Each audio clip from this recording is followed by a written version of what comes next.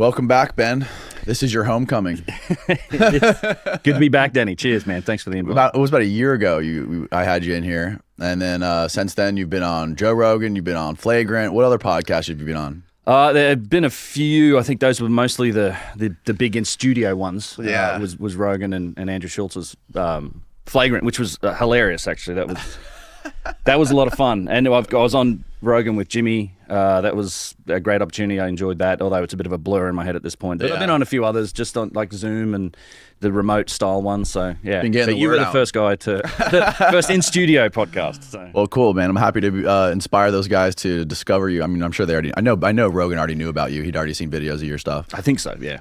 But you've been all over the place too. You just got back from Turkey, I think, recently. England, Turkey earlier this year, and then England. I came back from England a couple of weeks back. First chance to visit sort of the megalithic structures there, the stone circles, the museums, things like that. You could spend months in the British Isles. There's so much to see there. I definitely want to go back. Yeah. But Turkey earlier in the year. So what were you doing in Turkey? Where'd you go? You went to Göbekli Tepe? And... We did. So we did. I did a couple of weeks in southeastern Turkey. So in that Göbekli Tepe region, it's all centered around the city of Şanlıurfa, which is the biblical Odessa. It's the city of prophets. It's a city that goes back thousands of years. I mean, there's been occupation there since Neolithic times. It's a really interesting city. It's sort of Abrahamic traditions there. A lot of the legends from books of the faith that now are like, Judaism, Islam, and Christianity. A lot of the events that happen in those religions are all centered in that area. It's, it was part of like the Silk Road, the northern-ish end of what was Mesopotamia back in the day. So it's an ancient place. Really interesting city. A lot of fun. I wasn't sure what to expect. It was my first time in Turkey. And different to Egypt, I'd say. It was a really nice place. And the timing... I don't know what happens with me in travel, man. Trying to even get over here, we had we had the hurricane, but man, I have the worst luck with travel because they had the earthquakes earlier in this year, those big earthquakes that shook they killed a lot of people. Like at least, I think the government estimates, they said something like 50,000 people. The guys that I knew on the ground there who were out, like. My guy there, Ramazan, who we did the tour with, lost his home. Like his home fell down. He was living out of his car, but within the next day or two, he was out helping in the villages, trying to help people to sort of recover from it. But he said it was probably more like 250,000 people that might have died in that, just from, if you include Syria, because it's right next to the Syrian border, and there was a lot of Syria that was affected as well. But yeah, so that happened, and they're like, man, so. The city itself of Şanlıurfa wasn't, the infrastructure was still up, the roads were okay, a few buildings fell down. Some of the other cities were impacted much more.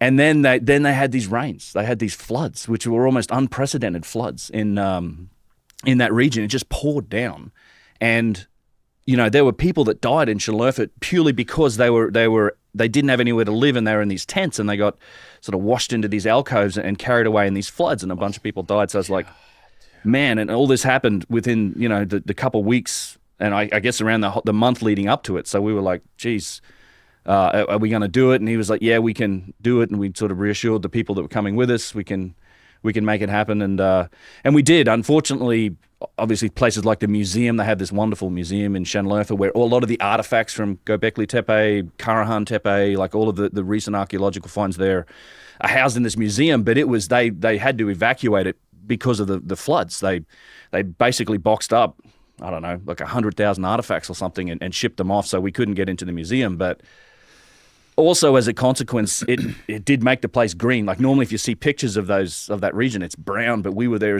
it was just breathtakingly beautiful. Like these limestone hills were just breaking out in wildflowers and grass, and everywhere we went, it was just gorgeous. And of course, the sites there are just incredible. They go back forever. There's Göbekli Tepe, which was. Everyone, I think, who is interested in this field should know something about Göbekli Tepe. It's the site that was. It was originally discovered in the 1950s, I think. There were some farmers, or they saw the tops of what it turned out to be these big T-pillars sticking out of the ground on this side of a hill. I think it translates to pot-bellied hill in that language. And they sort of dismissed it as being, they thought, well, no, this is a relatively modern cemetery or something. Like it's not it's not that stonework was too good to be considered very ancient. And it wasn't until the mid-1990s when the German Archaeological Institute and Klaus Schmidt, who sadly has passed away since then, began to excavate at Göbekli Tepe. And that's when they found, okay, yeah, so this is actually tremendously ancient. It does have some very unique stonework, including megalithic work. You've got, T-pillars that are 18 feet tall and 20 plus tons. And it's a very large site. It's all of these stone circles, these pillars that are encompassed by more of a loose or rough stone walls, and it spreads out. It's quite large. There's a number of them. They've only excavated maybe 10% of that site, and it shook the world up because they based on some of the material that they found in that dig, they pretty much conclusively dated that thing to about 11,000 years old, which is much older than any previously recorded, evidence of civilization or of this type of occupation. So going there was a really interesting experience. People have said for a long time that it was deliberately buried. The work and the research and the science on this is slowly changing. They're starting to move away from this idea that it was deliberately buried. It may just have been layers of sediment that have built up over time. There might have been some periods of burying it. In fact, if you tried to bury it deliberately, it would have taken years and years and years. It's a huge site. But what was interesting to me, researching this site, is that if you look at the picture of it, this is a good picture of it. I have some photos too, but this works. Is that you have two styles of architecture here. You have the megalithic work, the T-pillars, and it's not just the pillars here. They would actually cut down to the bedrock.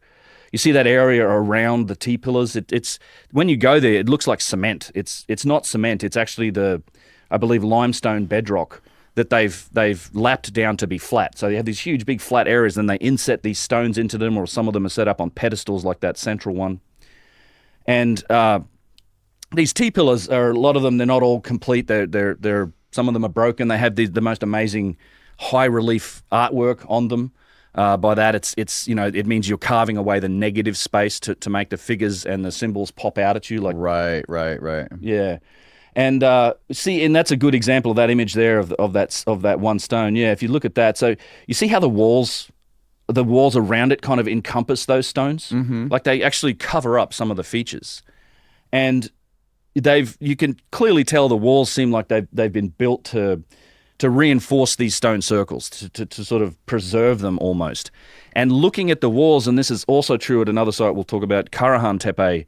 Inside the walls, there's actually pieces of broken pillars have been used as material in the building of the walls. And the material or the organic matter that they've used to date the site to give it that 11,000-year-old age came from inside these walls. So it's like, to me, I look at that, it's two different architectural styles. I think it is a potentially indicative of two entirely different periods of occupation and building, because these walls are quite primitive. It's local stone, and they're actually using pieces of broken pillars, which means that those pillars could have been there for who knows how long, actually fallen over. Some of them might have broken, and they've been encompassed and used in these walls that were then used to sort of resurrect or renew or renovate the site and protect these pillars. So do we know if it's 11,000-year-old? I think that's kind of the earliest date for it. It's the youngest date. It could be vastly older than that. We really don't know. And you said there's a bunch of this that's still under the ground? Heaps of it, yeah. So they've kind of excavated on one side of a hill, and that's where the UNESCO, like the World Heritage Site, is now. They've put a big cover over the top of it. It's actually great. Like, yeah, see the walkway there? There's this big. They want to keep the rain off it. I think when it does rain, if they left it out in the weather, it'd just get really muddy, and it'd just wash away a lot of the sediment. It's a great way to view the site. It'd be lovely to get down in there, but they get a lot of traffic. Like, this has become a major tourist attraction for that part of Turkey now. A lot of people want to see this, and they've built a big visitor center, and so it's a nice way to view the site. And if you have a camera with a zoom lens, you can kind of see a lot of the detail. Oh wow, that's incredible! That negative relief. Yeah, the high relief. And there's, lots of interesting studies that have been done on Göbekli Tepe. Martin Sweatman, who I've talked about, he was presenting at the Cosmic Summit recently as well. I've talked with him on my channel. He wrote a book called Prehistory Decoded, and he contends that Göbekli Tepe is something of a celestial calendar. He uses a method of statistical analysis that shows that it's extremely likely that's what it is. He's looking at the figures relating to, precession and constellations in the sky, and that it, when looked at through his analysis, it seems to mark, interesting events that we know sort of happened, like periods like the Younger Dryas, because this site dates back to the Younger Dryas. And had there been, this comet or these impacts or these fragments of things coming from the sky, that's probably something they would have noticed. He wrote a whole book on this. It's a very interesting theory. He gets attacked pretty hard on the basis of it, I think, from a lot of people that don't really understand the nature of statistics and how that works. He actually wrote there's a peer-reviewed paper that you can read if you're interested in kind of diving into his research or his detail. There's other studies that have been done also that are interesting on the geometry of the site. So there's, not only do you have you have these stone circles, which the circles themselves, and this is true also at Karahan Tepe, have interesting alignment. So they align to, a lot of them may well have been used as solar observatories or potentially lunar observatories. So there's alignments on the site that point to significant periods like solstices, equinoxes, lunar events.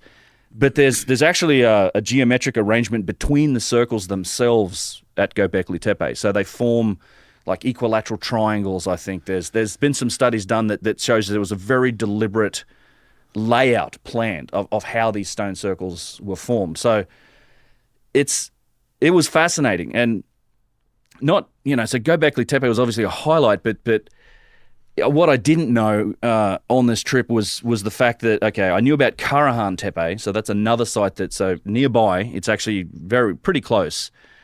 There was a site that was very recently discovered. It's an active archaeological site now. I believe the University of Istanbul is excavating there.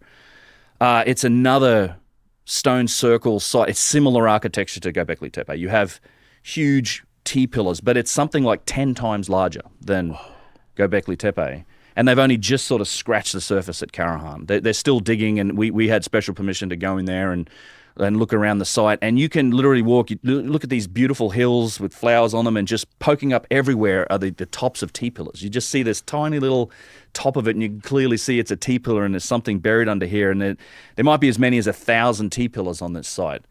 It's at least 5 times or more, I think, larger than Göbekli Tepe, and it's at least 500 years older based on the dating of material that they found so far, which it's kind of funny because when they built the visitor center at Göbekli Tepe, they called it like the 0 point in history. This was the brand name that it gave you. You go in these big light shows and these, big wall-to-wall sort of cinematic experiences to look at the site. But it's like, well, I guess that makes Karahan Tepe 0 point minus 500 or something like this. Wow. Right? It's even older. And I actually was out there like 3-4 times during the 2 weeks. It's a wonderful site. I could probably even pull up images if we want to see them. But it's... they're just starting to excavate, and you see a similar thing. In fact, at Karahan, there's evidence of domiciles. So one of the controversies about Göbekli Tepe is this civilization, right? Because technically, if you go look at, and I guess this is more along the orthodox line of thinking, the date for civilization hasn't really changed. We're still saying, well, 6,000 years ago, Sumerians and Mesopotamia, that was the start. But when I look at a place like Göbekli Tepe or Karahan Tepe, that screams civilization to me. The theory is, it's purely ceremonial. It was what happened, and this sort of came out with the Michael Shermer, Graham Hancock, and Randall Carlson podcast on JRE. It's a well-known one. I mean, they've essentially just changed the definition of hunter-gatherers to now not just be, well, no, this is not just, we're not just out hunter and gathering, but on the weekends, I guess, when the men want to get away from the women and the kids or something, they like to, participate in a little bit of megalithic stone building and things like this, and, building these 20-ton T-pillars. It's insane. But, there's infrastructure on these sites. They're massive. There's cisterns, there's quarries, there are other structures at Karahan Tepe. There's actually evidence for domiciles and permanent housing, which is another indication of sort of settlement and civilization. And I just look at the scale and scope of what is on these sites, and it's like that's not something you do on the side. Like this is this requires specialization, right? So for people to be able to specialize in doing this type of stonework, this type of a logistical endeavor, the artwork that's required to carve these things, you need to have infrastructure around you. That means there's other people collecting food, there's other people doing things. Like, it's that organization that essentially defines civilization. I think just the scale and scope of the work requires that. So I think it's kind of ridiculous that we don't consider this civilization. And the nail in the coffin for me, and this is something I learned on that trip, is that it's not only is there Karahan and Göbekli Tepe, but there's between 40 and 80 more sites that they've discovered just like that. Around that area? Around that area in southeastern Turkey, yeah. I mean, there's a lot of other well-known sites, Sogmatar and other places, but these tepes and these T-pillared stone circles, they're doing a lot of ground-penetrating radar and that type of thing, and they've discovered somewhere between 40 and 80, and I think they want to open up like 15 of them for tourism. And that's like, at that point, you know, it's a huge civilization. It requires a big population of people, and it's civilization. I mean, it's like a lost chapter of human civilization that we really know nothing about. Like, we've got some artifacts and we've got some indication, but it's to me, it's just a whole lost chapter of our history in this region. Who are the organizations involved in doing some of this ground penetrating radar and like discovering more of these sites? Well, a lot of it is happening locally with the universities in Turkey. Oh, okay. Istanbul, I mean, they're excavating, I believe it's the University of Istanbul is excavating at Karahan. Who was doing Göbekli? Well, German Archaeological Institute was the one working at Göbekli Tepe. It's, you know, the way these projects get dealt out and the way that digs happen and sort of institutions get involved is no regular process. It's like a negotiation process. I assume it's, you know, some academic institution somewhere in the world wants to go and dig somewhere, and it's a negotiation with the government to get the permissions, and then they kind of get to run the site. And then at places like Göbekli Tepe, when UNESCO gets involved, that's a whole other set of things. You see the same thing in Egypt. Like, there's various, you have the British in one area, you have, you know, the French in another area, you have the Germans in another area, you have the Egyptians themselves doing a lot of work in different areas. So it's a case-by-case basis almost about who actually does the work and then publishes. Certainly in Egypt, any publishing of findings has to be done in close concert with the Department of Antiquities, formerly the Supreme Council of Antiquities. So they essentially control the release of information. So people that have seen things like the recent, you know, Scan Pyramids project and that sort of data, when they found that new chamber in the Great Pyramid and stuck a little camera in there to take a look, that was all released by the Department of Antiquities in Egypt in partnership with the people that were actually doing the work. When did they find a new chamber in the Great Pyramid? Oh, you haven't? It's been going on for a couple of years now. There's been the Scan Pyramids project is what it's called. They're essentially using muon cosmology, or it's basically cosmic ray detection. So they put all these sensors, and I've seen them a bunch of times because I've been into the pyramid over this period of time several times. And down in the subterranean chamber, there's like a rack full of gear, and there's these boxes up on the Grand Gallery and in the Queen's Chamber, like the parts that you can't normally get to, that average tourist won't be able to get to. You need to like book a special permission to see. There's a lot of this infrastructure. And so what they're doing is there's these, you know, cosmic rays and muons, in this case, are passing through, you know, they pass through material, they pass through stone and everything like that. But there is a sort of a very slight difference when they pass through material versus a void. So they put these detectors in there and they leave them for a couple of years, and they've got them on the outside as well. So they're measuring it kind of from all these different angles, and putting all that data together and crunching it has let them kind of put together a rough picture of where they think there are voids inside the pyramid. Right, so these are like empty spaces. And one of them was a small empty space above the main entrance. So the main entrance is above where we go in today. So today, when you visit the pyramid, you go up on that north side, and you enter in through what's known as Al Mamun's Hole, or Mamun's Hole. It's supposedly been hammered by the Caliph Al Mamun, and he sort of hammered through the limestone superstructure of the pyramid, and he hit the junction between the ascending and descending passageway. Okay. But up above that, and you can see that in those chevron blocks. So the descending passageway actually goes all the way up to a doorway that's below those two triangle-shaped chevron blocks in that center top picture. Yeah, that one. So there's a doorway there. That's considered the original main entrance to the pyramid. Now, this was all, in antiquity, still cased over, so this wasn't visible. At some point, it was certainly opened in antiquity. Al Mamoon wasn't the first one in there. But it's actually where the void is above that, sort of behind those chevrons. There's a small chamber, and they either drilled a hole or they found a space where they could stick a little tube in and then put one of those, little snake cameras in there, and they had a look around. And sure enough, there's this space, and it was a big, this scientists reveal hidden corridor. I mean, this is this little chamber, and it's got these chevron blocks. It's like those chevron blocks keep going back into the superstructure of the pyramid, and it doesn't seem to go anywhere. But we don't know that because often some of these passages would be blocked up. That was certainly the case with the ascending passageway that comes off the descending passageway has these big granite plug blocks in it. But the really interesting part of this Scanned Pyramids project is that they found a massive void in the pyramid, a really large void. Like, this is a tiny little space that they've looked at, but if you've seen the layout of the pyramid in the area above the Grand Gallery, it's kind of above and I think a little bit to the right.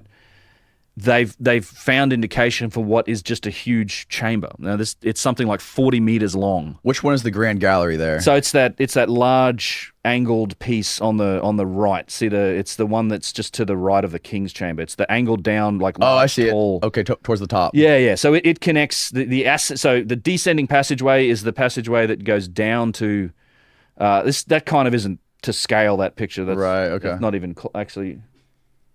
I don't know. That's not the architecture for the pyramid. Mm-hmm. That's Pharaoh Osmos. That's a completely sort of different. Yeah, that's not the actual pyramid. Okay. That's like there's a lot of chambers that aren't there on that map. But it's a huge. Yeah, that's probably a better that's a picture. sick diagram. Yeah, this is probably a little closer to reality. I probably have a picture too, but there you go.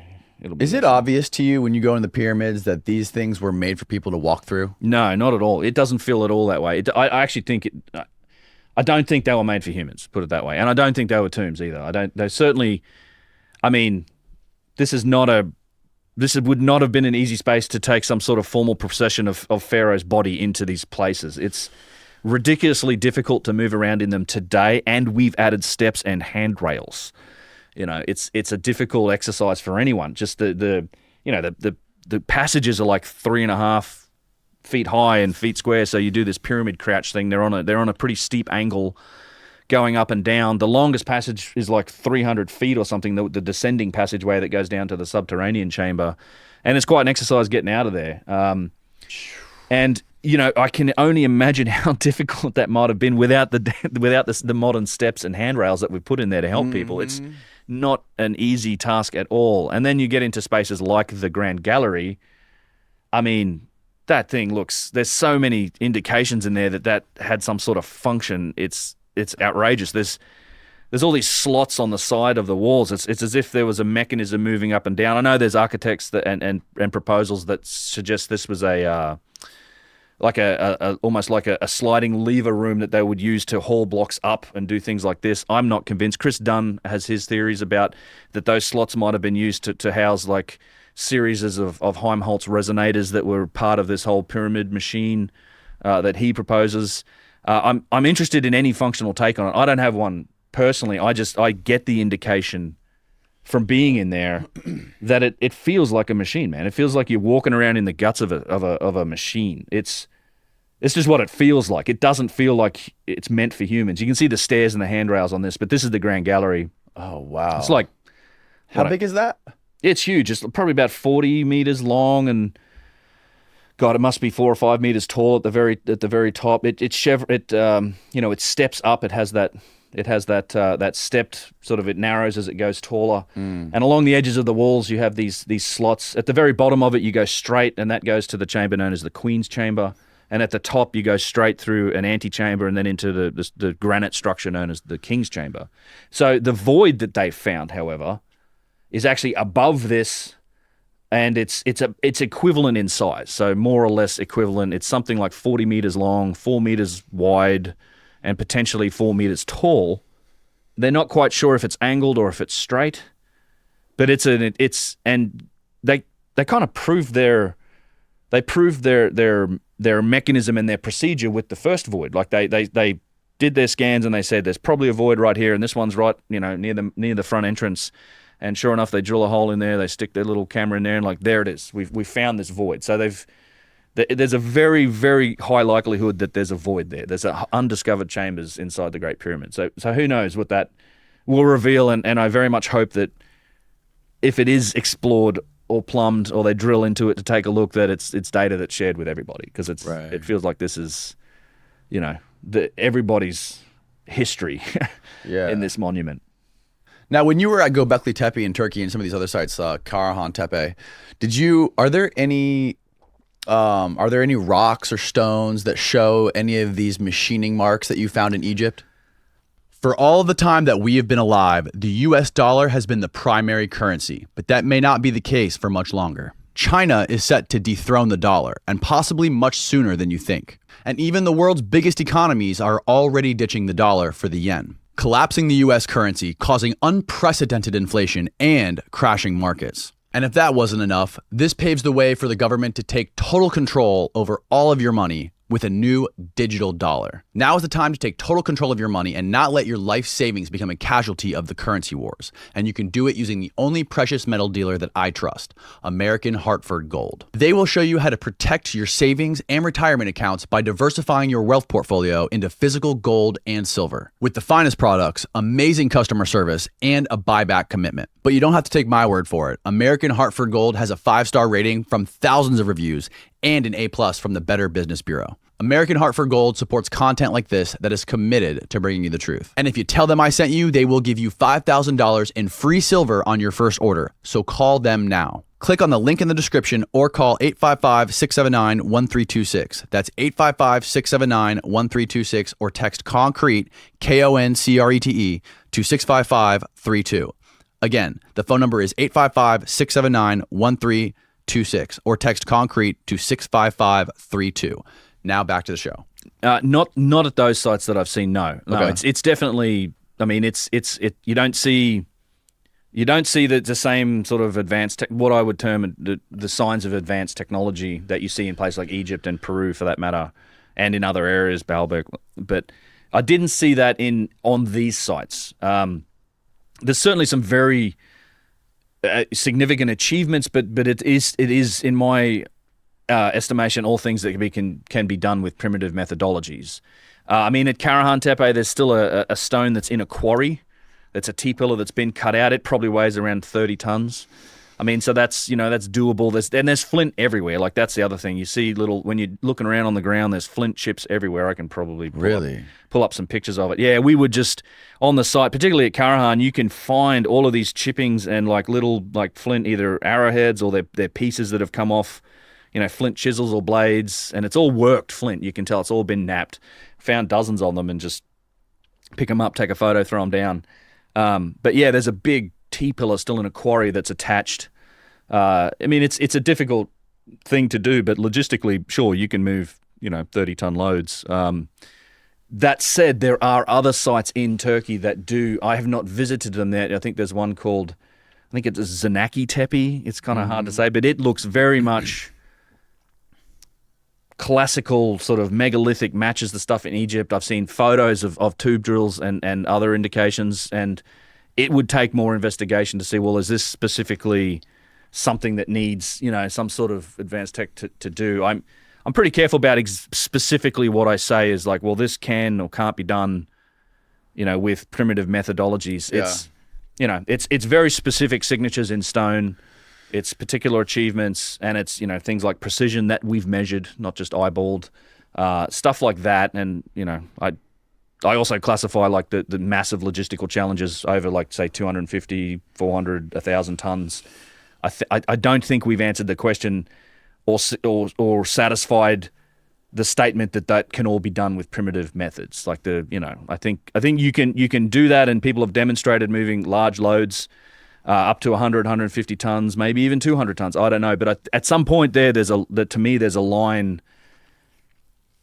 I don't know if it's at like 300 or 400. I mean, anything above, for sure, above 400 tons. I'm really starting to question that this can be done with purely primitive methodologies, particularly those attributed to the dynastic Egyptians in this case, because, you know, the Romans could do a lot of things, but the Romans used pulleys and capstans, and they had metal, they had steel, they had a lot more capability than what we know the dynastic Egyptians had. Remember, in the Old Kingdom, and for a lot of that civilization, they had no use of the wheel. There's no evidence for pulleys use. They didn't use capstans. They didn't use force multipliers. They literally had like wooden levers, sleds, ropes, and human horsepower. There's no evidence they even used animals to haul stuff around. So that's very much a different challenge when you're talking about gigantic, you know, single piece objects that weigh 1,000 tons or more, which there is evidence for many. And in fact, I think there's evidence that stones of this size were even being removed from quarries prior to the pre-dynastic civilization. I think there's strong evidence for that at the Aswan Quarry. It's a new area of it that I. When was the pre-dynastic? When was pre-dynastic? So the give us like the rough timeline. Well, here I can actually show it to you. Okay, perfect. And Cleopatra was in the most recent. She was the last. She was the last, right? Last, yeah. And I don't remember where I saw this, but Cleopatra is actually closer to us than to indeed the building of the Great Pyramid. The building of the Great Pyramid. Yeah. So this here gives you an idea. So, you know, you're talking about a little earlier than 3000 BC. So around 3150 is more or less the date where you have Menes, the first pharaoh of the first dynasty. So like 5,000 years ago. Yeah. Yeah, a little more even. That was so. Anything prior to that is what you would call pre-dynastic times. Okay. And there's a few cultures that we associate with that. The Nadak culture, several others. It's a very interesting time because we get a lot of very interesting artifacts that come from that time. Things like, you know, precision-made stone vases, which we can talk about. Yeah. But that's the early. It's what's known as the early period, the first couple of dynasties. You know, then.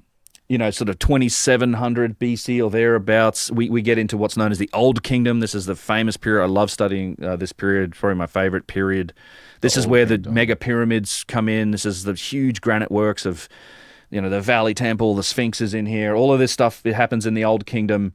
This is where mainstream archaeologists believe that this is when they believe the pyramids and the Sphinx were made. Yeah, they date this. So the pyramids are all dated to a reign of or a family. In fact, the people don't realize this. It's like the stone pyramids, the massive stone pyramids, all of them. I mean, just in Giza alone, those three pyramids supposedly were built in a period less than 100 years together, like with success, because you had this is the Orthodox time frame. You had Khufu, then you had his son, possibly his brother, I think, Khafre built the middle pyramid, and then Menkaure, who might have been his son. So you got these successive generations that apparently built these pyramids.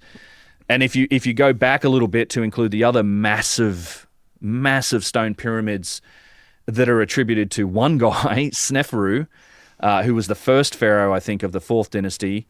You know, he has three pyramids. He has the massive pyramid there's at Maidum, which is just a huge structure. There's the Bent Pyramid, which is, probably the best preserved, at least the exterior structure is the Bent Pyramid. The casing stones are all locked together, and then most of them are still in place. And then the Red Pyramid. So the Bent Pyramid and the Red Pyramid are at a place called Dashur, and they're about the same size as the Middle Pyramid. So very close. These are the same sort of achievements. So if you take all of those stone pyramids, they were all supposedly built in just like a 150-year period, according to the Orthodox timeline. It's kind of silly. And if you, in Sneferu alone, I have a video on Sneferu.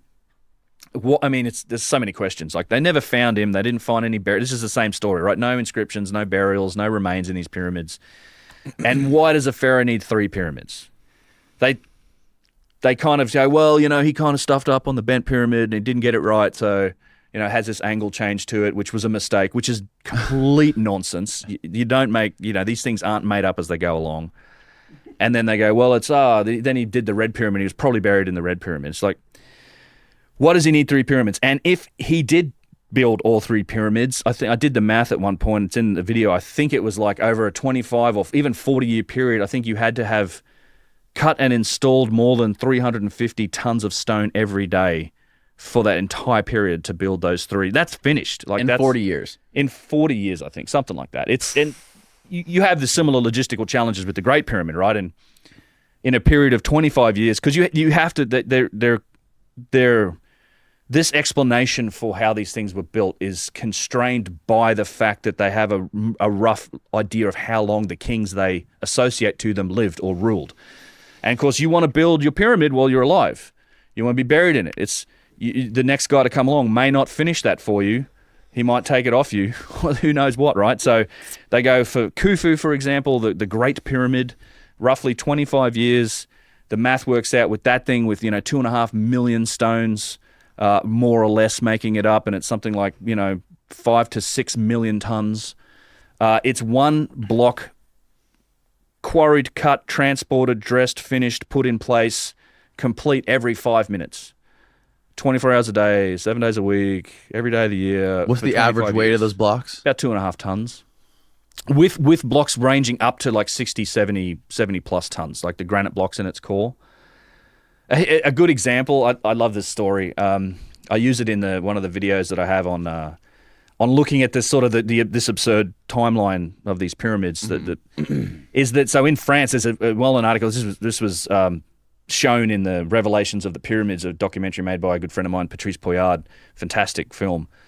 But there was a quarry in France. They dug a hole, basically. They quarried out a stone or something like this big pit, and it was roughly the same volume as the Great Pyramid of Giza. And they used it, there's a big hole in the ground. And they're like, all right, well, we've finished quarrying or we've finished doing this, so we just use this for a dump, for like material, like rock or whatever from these building sites. So they would literally just dump trucks that just back up with this, whatever, dirt, digging material from other sites and just dump into it. 24 hours a day, it was just this one operation when all these construction projects, they just drive trucks up and just dump into it. It took them 12 years to fill it by dumping into it with modern dump trucks 24 hours a day, all the time, 12 years just to fill that space. And you're trying to tell me that in 25 years you're building what is still one of the most precisely made structures on the planet in terms of alignment, the incredible precision that is exhibited in the stonework on the inside, the orientation of the entire structure you've got, and not included in that figure, by the way, and not for nothing, is the bedrock. I mean, you probably got years of planning, right, just to survey it and plan and design this thing. Then they actually had to level the bedrock, and they had to get down to a point. They didn't level it entirely. There is a primordial mound sort of thing in the middle, which is another interesting fact that relates to a lot of other sites. But it sits on tiles. There are foundation tiles around this pyramid, some of them weighing 200 to 250 tons. So a lot of people walk up and look at the pyramid, but make sure you look down at your feet. You're walking on something that was constructed before they ever laid the first stone down to build the pyramid. So all of that's probably taken years as well, and then you've got to go through this process of actually constructing the thing and finishing it, because the inside, they definitely use mortar, and there's it's not you wouldn't call it like super precise, most of the superstructure, but the exterior casing stones were incredibly well made, as was a lot of the structures on the inside. The whole massive granite structure that's in the center that is the King's Chamber is part of, and is what is above it. There's like 5 or 6 chambers above it, all made out of granite. So yeah, all of this happens in the Old Kingdom. So you go from there, you have these intermediate periods. They're essentially periods when there's civil unrest, or there's a disconnection between Upper and Lower Egypt. There's something happens to disrupt the kind of the unity of Egypt. The Middle Kingdom runs from dynasties 11 to 14. Another intermediate period, the New Kingdom. That's a relatively famous period. You have guys like Ramses II, Meron Patar, Seti I, notorious pharaohs. And this is actually an age of great power for the dynastic Egyptian civilization. They were very rich, very powerful during this period. Another third intermediate period, you have a late period. Then you have what's called the Ptolemaic period, which is essentially the Greek-Roman period. And then the civilization, as we know it, comes to an end with Cleopatra, who famously commits suicide around 30 BCE. So, yeah, that statement that she's closer to us than to the building of the Great Pyramids is true. Like it's just under 2,000 years since Cleopatra killed herself, but you have to go back, 2.5 plus 2,700 years almost to the building of the pyramids. So to the official building, and that's the official date of the pyramid, right? Which people have speculated. You've speculated that it was a lot earlier than that, right? I question the dating of the pyramids. I think, it's a difficult thing to to say purely because you're looking at the skeletal remains of something that's probably been worked on and renovated and reused and just I mean, I'm sure the dynastic Egyptians were working on these things. They did things to them. They used them. They became part of their culture. My problem with the pyramid, particularly the Great Pyramid, because that's the one we've studied the most, but actually most of them, obviously you have the logistical issues with the timeline that I talked about. I think these were multi-generational projects. They almost have to be. We've got tons of examples of that type of thing in our own time, how long it takes us to build, the Panama Canal or these giant projects. They're infrastructure projects. They take a long time. The problem I have with them is the precision and the knowledge that's encoded in them. Like, I think any honest analysis of the pyramids leaves you in a position where you have no choice but to reevaluate and rewrite history. You either end up, if you go, okay, the dynastic Egyptians built them, right? Fine. In that case, they had far more capability, right, and far more knowledge than we've ever attributed to them, right? I think I've talked before about the fact that you have the dimensions of the Earth encoded into the pyramid, right? It's essentially a scale model of the northern hemisphere. There seems to be specific information about the fact that the Earth's an oblate spheroid, that it's longer around the equatorial circumference than it is the polar circumference. Right. The grid of latitude and longitude, like that ratio, of the fact that we're slightly longer east to west than we are north to south. That ratio, if you knock it out on like a grid of latitude and longitude, those squares, they're not really squares, they're rectangular. Because of the way the Earth's shaped, the latitude lines are shorter than the longitudinal lines. Right. So if you take a square unit basically out of the Earth starting at the equator, it would be wider than it is tall. And if you scale it down, it is like within inches, the exact size. I have it here. Let me grab it here. Pyramid stuff. It's actually called. This is it here. So so it kind of starts here. This is where that ratio is encoded. It's in something called the socle. Yes. Which is essentially a cubit high. It's like a little think of it as like a little platform the pyramid sits on, which gives you two ways to measure its perimeter, right? You can measure the perimeter based on the perimeter of the socle or the perimeter of the actual pyramid. And then so this is exactly what you were talking about. So 1/4 of 1 minute of latitude at the equator on the Earth is 3,022.9 feet. Mm-hmm. 1/4 of a minute of longitude is slightly longer at 43.5 feet.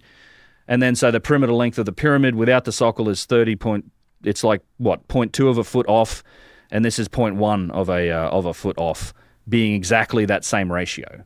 So you have latitude and longitude. You have the dimensionality of the planet. This which is Randall mentioned this the other day. It's we didn't really get an accurate understanding of that until we had satellite surveys and we did space observations in the 1980s. And it turns out, because we had a much different idea of this before that time, and the more accurate we became, the closer we got to the pyramid numbers. You know what I'm saying? Like we've started to learn that actually the pyramid very accurately encodes this data. You have some other things on the pyramid, like it has that ratio of 4:3:2. This is one of those cosmically significant numbers that's in that pantheon of very interesting astronomical numbers, and it's at a scale of 43,200. It essentially replicates the Earth. You multiply the height of the Great Pyramid by 43,200, you get the polar radius of the Earth. You multiply the base perimeter of it by 42,200, you get the equatorial circumference of the Earth. This was coming up a lot yesterday with Randall, and he was explaining this plasmoid generator type thing and how the dimensions of the tubes and the sphere and the thunderbolt generator it starts at 4 inches, then it goes to 3, then it goes to 2. Yeah. That is used like throughout that whole mechanism, which is... Yeah, there's a lot of these numbers tend to repeat in lots of different ways, and Randall's a complete master at showing it all. But that's why I say that I think, other people have argued that the speed of light's encoded in it, and there's obviously all this precision stonework in the pyramid. So, it's a logistical achievement like no other that wasn't equaled until relatively modern times. I mean, so I think under either case, so either the dynastic Egyptians built it or they didn't, right? So it's either one or the other. But if you go with they did, then we need to reevaluate and rewrite history based on what it means and what information they have and their capabilities. And we vastly underestimated the dynastic Egyptians. They were far more capable, and where did they get this data from and how did they know it? Like, that's a rewrite of history.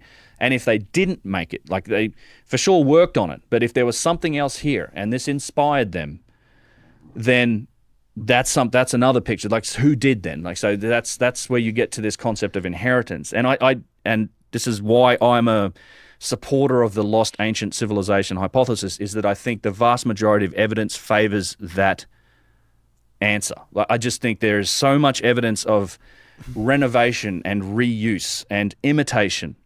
I think it's like I'd look at dynastic Egypt, and I think this idea of them being basically a giant cargo cult, the world's most advanced cargo cult, makes a lot of sense, because you got to imagine the other problem with the pyramids is that, you know, these are the first pyramids that were ever made, right? That's at the very pointy end. It's the first ones were the best ones. The first ones were the best ones. Right? Yeah, the step pyramid's another story. I think that is dynastic. But then immediately after the step pyramid, you have these mighty, gigantic stone pyramids that were supposedly constructed. But they kept making pyramids after that. I mean, take a look at this. Like, so, you know, it's to me, it's why I get this term, a tale of two industries. You have the earliest pyramids of these giant stone structures that are still standing today. They kept building pyramids right through the Middle Kingdom, but they were making them from mud brick, and they were much smaller, and they were much less sophisticated. And they're today eroding away slowly because this is how they were made. It's like this technology just disappeared if they had it. And then they were trying to imitate these other pieces of these other works with mud bricks. And in fact, this is also supported, this primitive methodology is supported by scenes on the wall. Like, there is a scene of pyramid building, but it's mud bricks. It's in the Tomb of the Nobles on the west bank of the Nile. How did they make the mud bricks? Well, they'd put together these they'd bake them in the sun, or they might have baked them in ovens, and they'd make these big mud bricks, and then they'd transport them to, you know, it's like straw or hay and mud, and you bake it, and you stick it in a mold, and you cook it. Geopolymer, people, it's probably what it is. It's a form of geopolymer. And then they'd stack them up, and they'd build it that way. And it's a process that continues to this day, people doing stuff that way. But that's how they built them. And so what's interesting to me is that this concept that, you know, there's an advanced version of a particular thing, pyramids is one of them, and a primitive version of a particular thing that matches the tools and techniques that we know about. Right? We know that they were relatively primitive. They didn't use the wheel. They used manpower. They used primitive tools like flint chisels and pounding stones and, you know, wooden implements for this sort of stuff.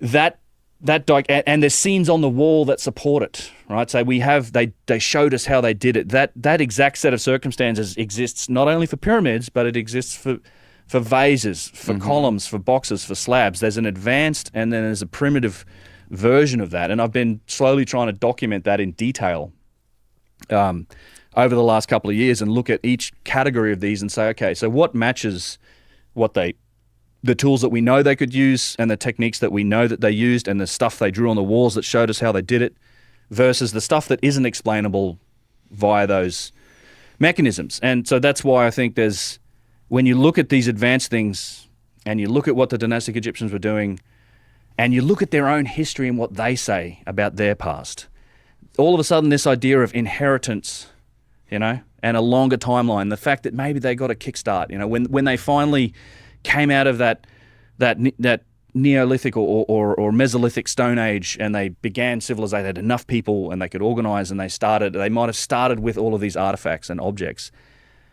And you know, and that's actually what they say too. Like, they trace their own history back some 36,000 years. Like, their origin stories with the time of Zep Tepi, when the gods walked the earth. They talk about the time of the Shemsu Hor, these mythical, you know, demigod-like people with magical powers. All of these rulers. They have a king's list that goes back nearly, like I said, over 36,000 years, I think.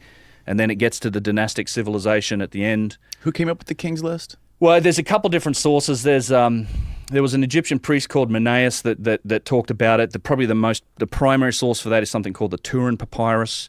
There's also a Sumerian king's list that's different. It goes like back 400,000 years or something. But there's a Turin Papyrus, which is where this is written, and it's in, I think it's even in Turin.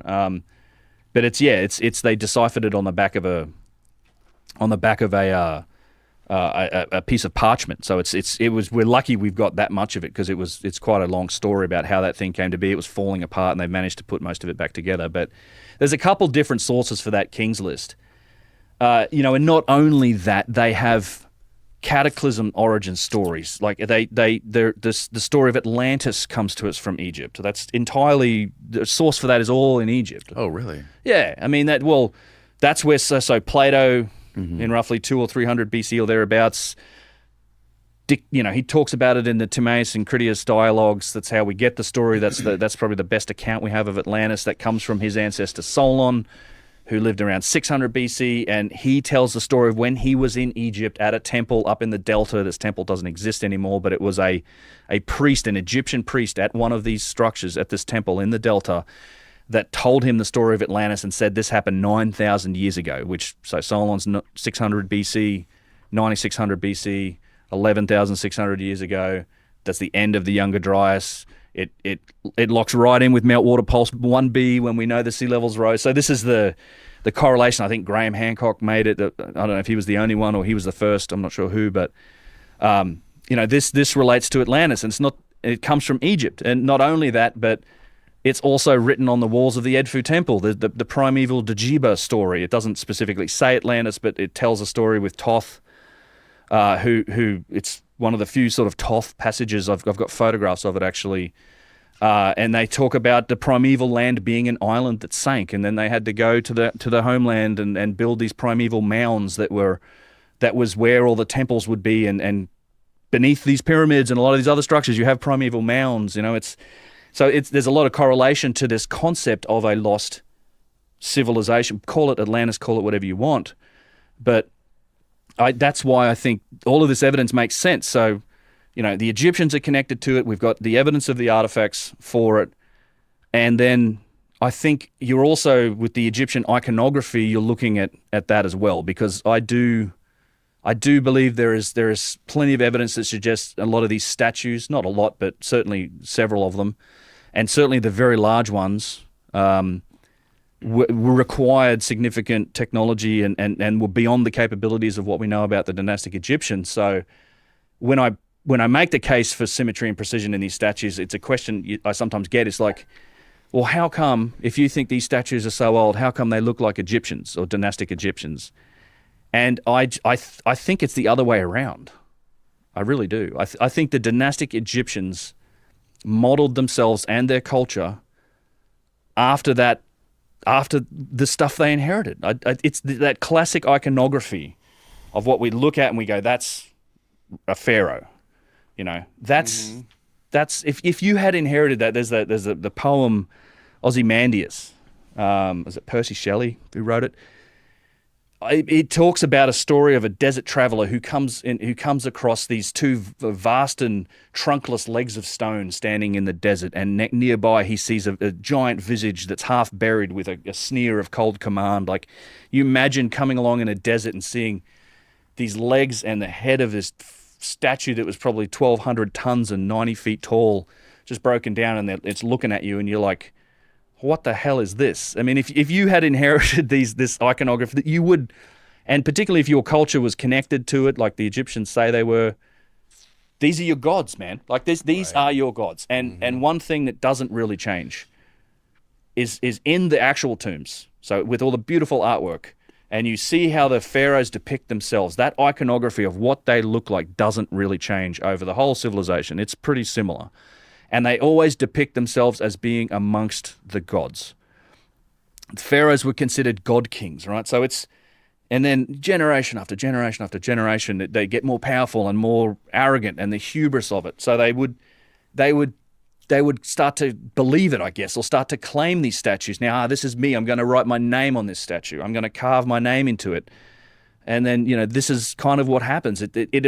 These artifacts and the iconography becomes part of that culture and exists for 3,000 years. It becomes tightly integrated into it. These places probably became ceremonial places. So whether or not places like Giza or Saqqara had a functional purpose, Abu Sir for that matter, potentially had a functional purpose that had something to do with an advanced civilization, I think that's a possibility. I think it's worth investigating.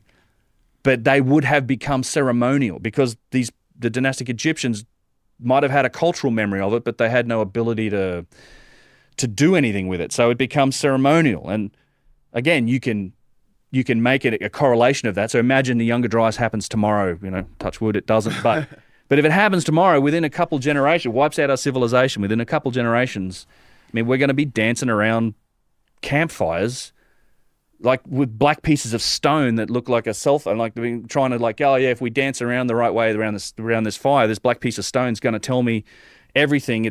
I'll be able to talk to my ancestors. I can get all of the data. Like the technology of yesterday becomes a myth and legend and magic, and you try to capture it through ceremony. I mean, it's plasma TVs are a story you tell around a fire at some point. Right. So long-winded explanation for how I do think it's a viable lens through which to try and view our past, like in particularly places like Egypt. I think there's a longer time frame involved here. And then going back to some of the inscriptions that are made on some of this stuff, like especially on the boxes that are inside the pyramids, it's very clear that the hieroglyphs that are carved into those things are much newer than the actual boxes themselves. And the boxes are perfect precision. The lines are straight. The angles are perfect. Yeah. And then you have these sort of roughly cut, roughly chiseled hieroglyphics, or it looks like they've been vandalized by a much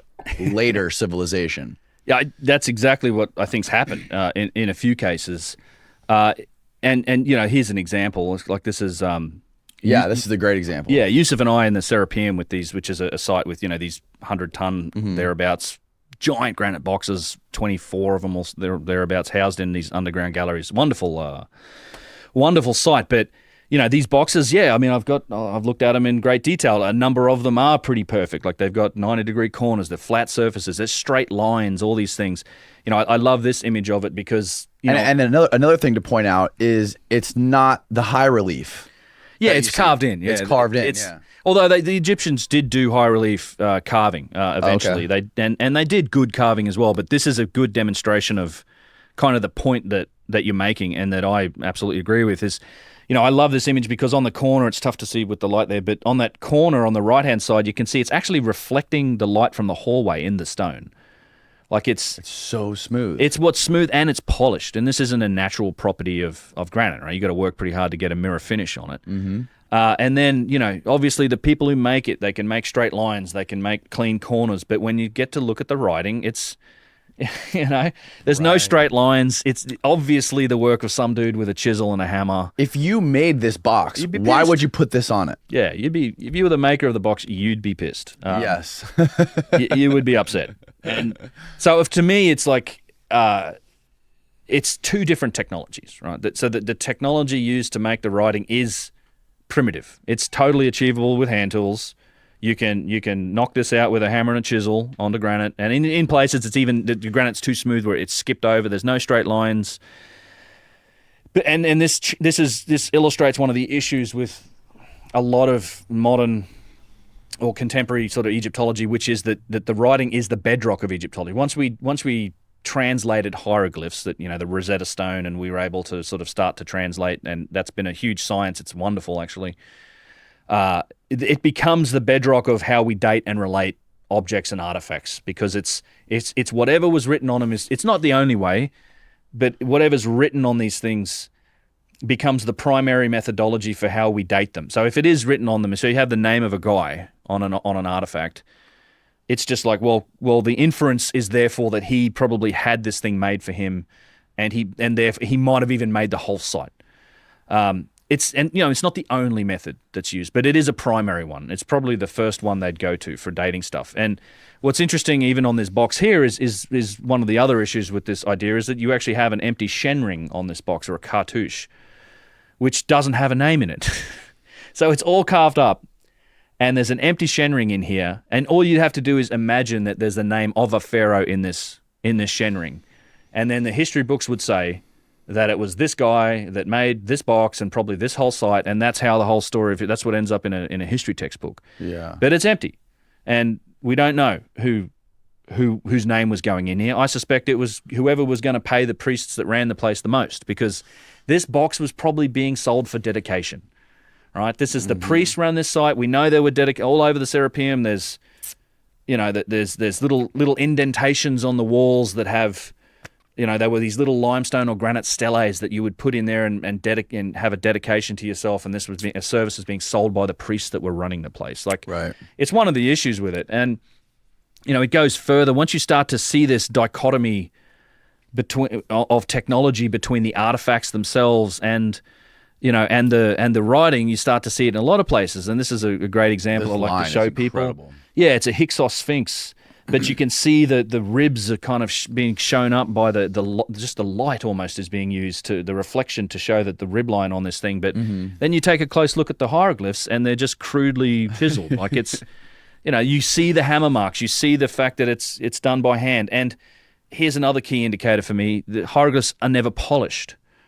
Right, so the rest of the stone is polished, and there's obviously it's not all flat surfaces and easy polishing. There's lots of interesting and tight sort of parts of the stonework that were polished, but the hieroglyphs are never polished. So, for example, if you look at some of these incredible statues that come from the Old Kingdom, you have the top of the chest, the clavicle here is all beautifully done. You have the fingernails, the cuticles, the insides of the fingernails. Right, all of that stonework's polished, right? This isn't flat surfaces. So they were capable of polishing stone. Whoever built this statue could polish stone in whatever form they wanted to. There's dust all over this statue, but it is polished.